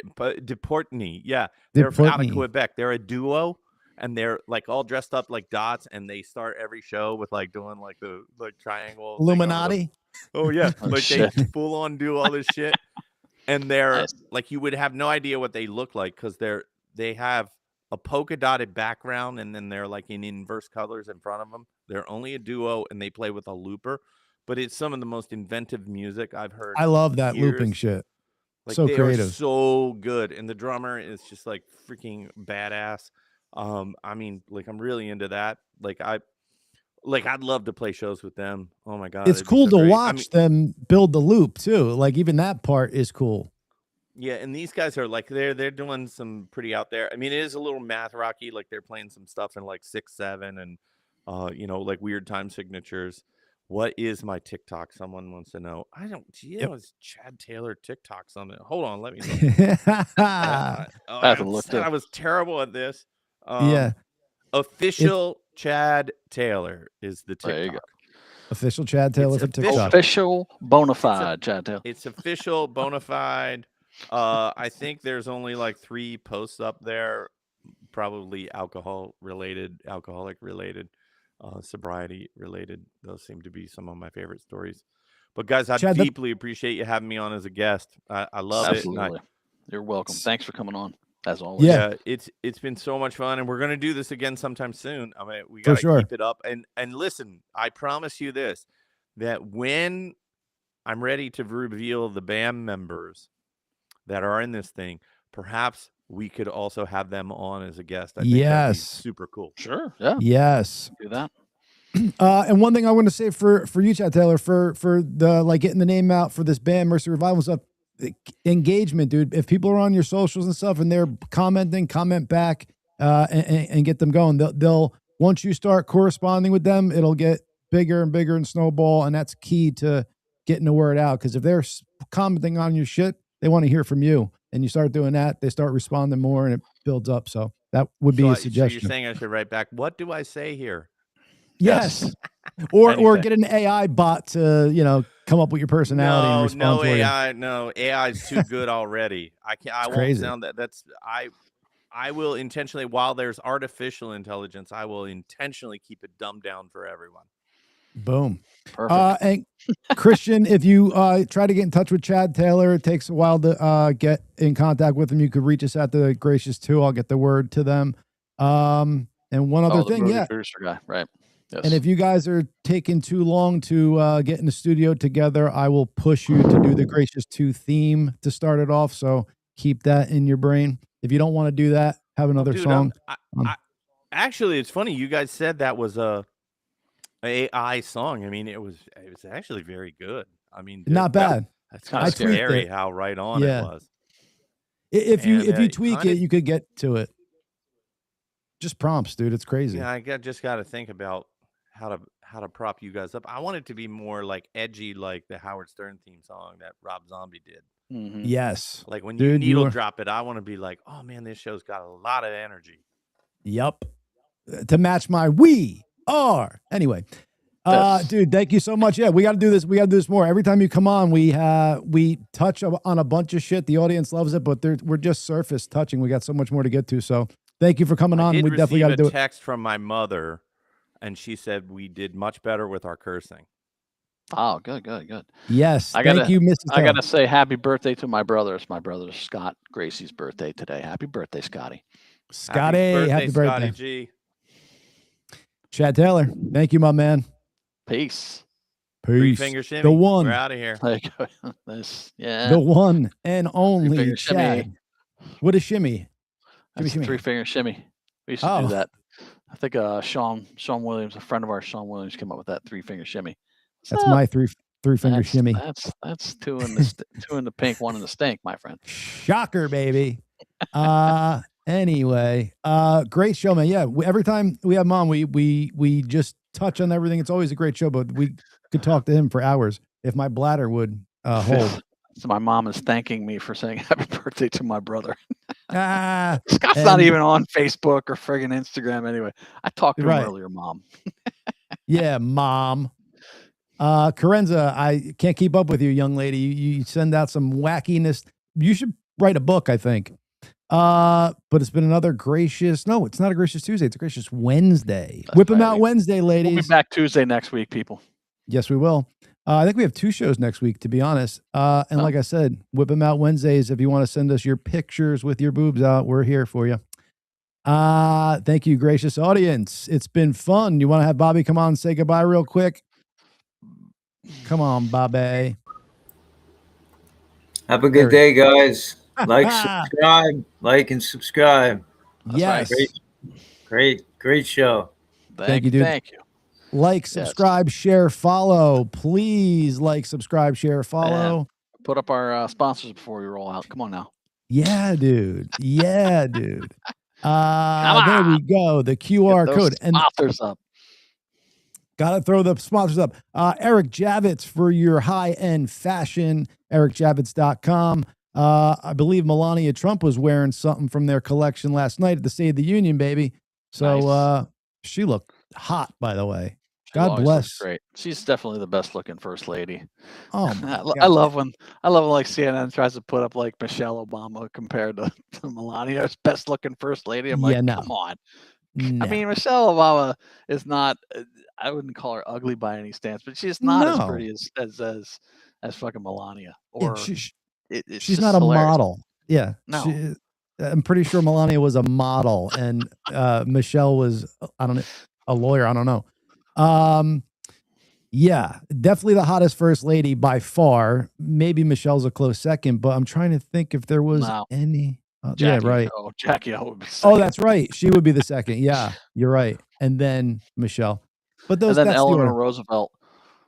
Just kidding. Yeah. Oh, Barbara Bush, bro. That was the most hideous one, man. I don't know. Eleanor Roosevelt's pretty. Dude, but hold on. So as I'm back in the day thinking Barbara Bush, I'm like, how the fuck is President Bush fucking her, bro? That's disgusting. It comes out he wasn't. He was banging fucking dudes on Epstein's Island and eating them. So that's why that's why he could have that marriage, that puppet marriage. It was a fairy tale marriage. He wasn't into her. He was into banging kids and eating them. Anyway, I hope our sponsors love this talk. But Old Glory for your rock and roll memorabilia, and Good Feels for your THC. I don't think they'd be sponsoring us if they didn't like this shit. Right. And Good Feels for your THC seltzers and drops, baby. Get those Good Feels. Scan that QR code, baby. Peace. Yeah. Well, let me take this down. I'm going to put up Trisha's GoFundMe one more time in the top right, folks. Please do. So if you want to scan that QR code, it'll bring you right to her page. But good. I'm glad she's out of the coma now and starting to come around. But yeah, a lot of stuff still need to be taken care of. So any amount helps there, folks. All right, Mr. Gracey, we're going black. Peace, everyone. Thank you.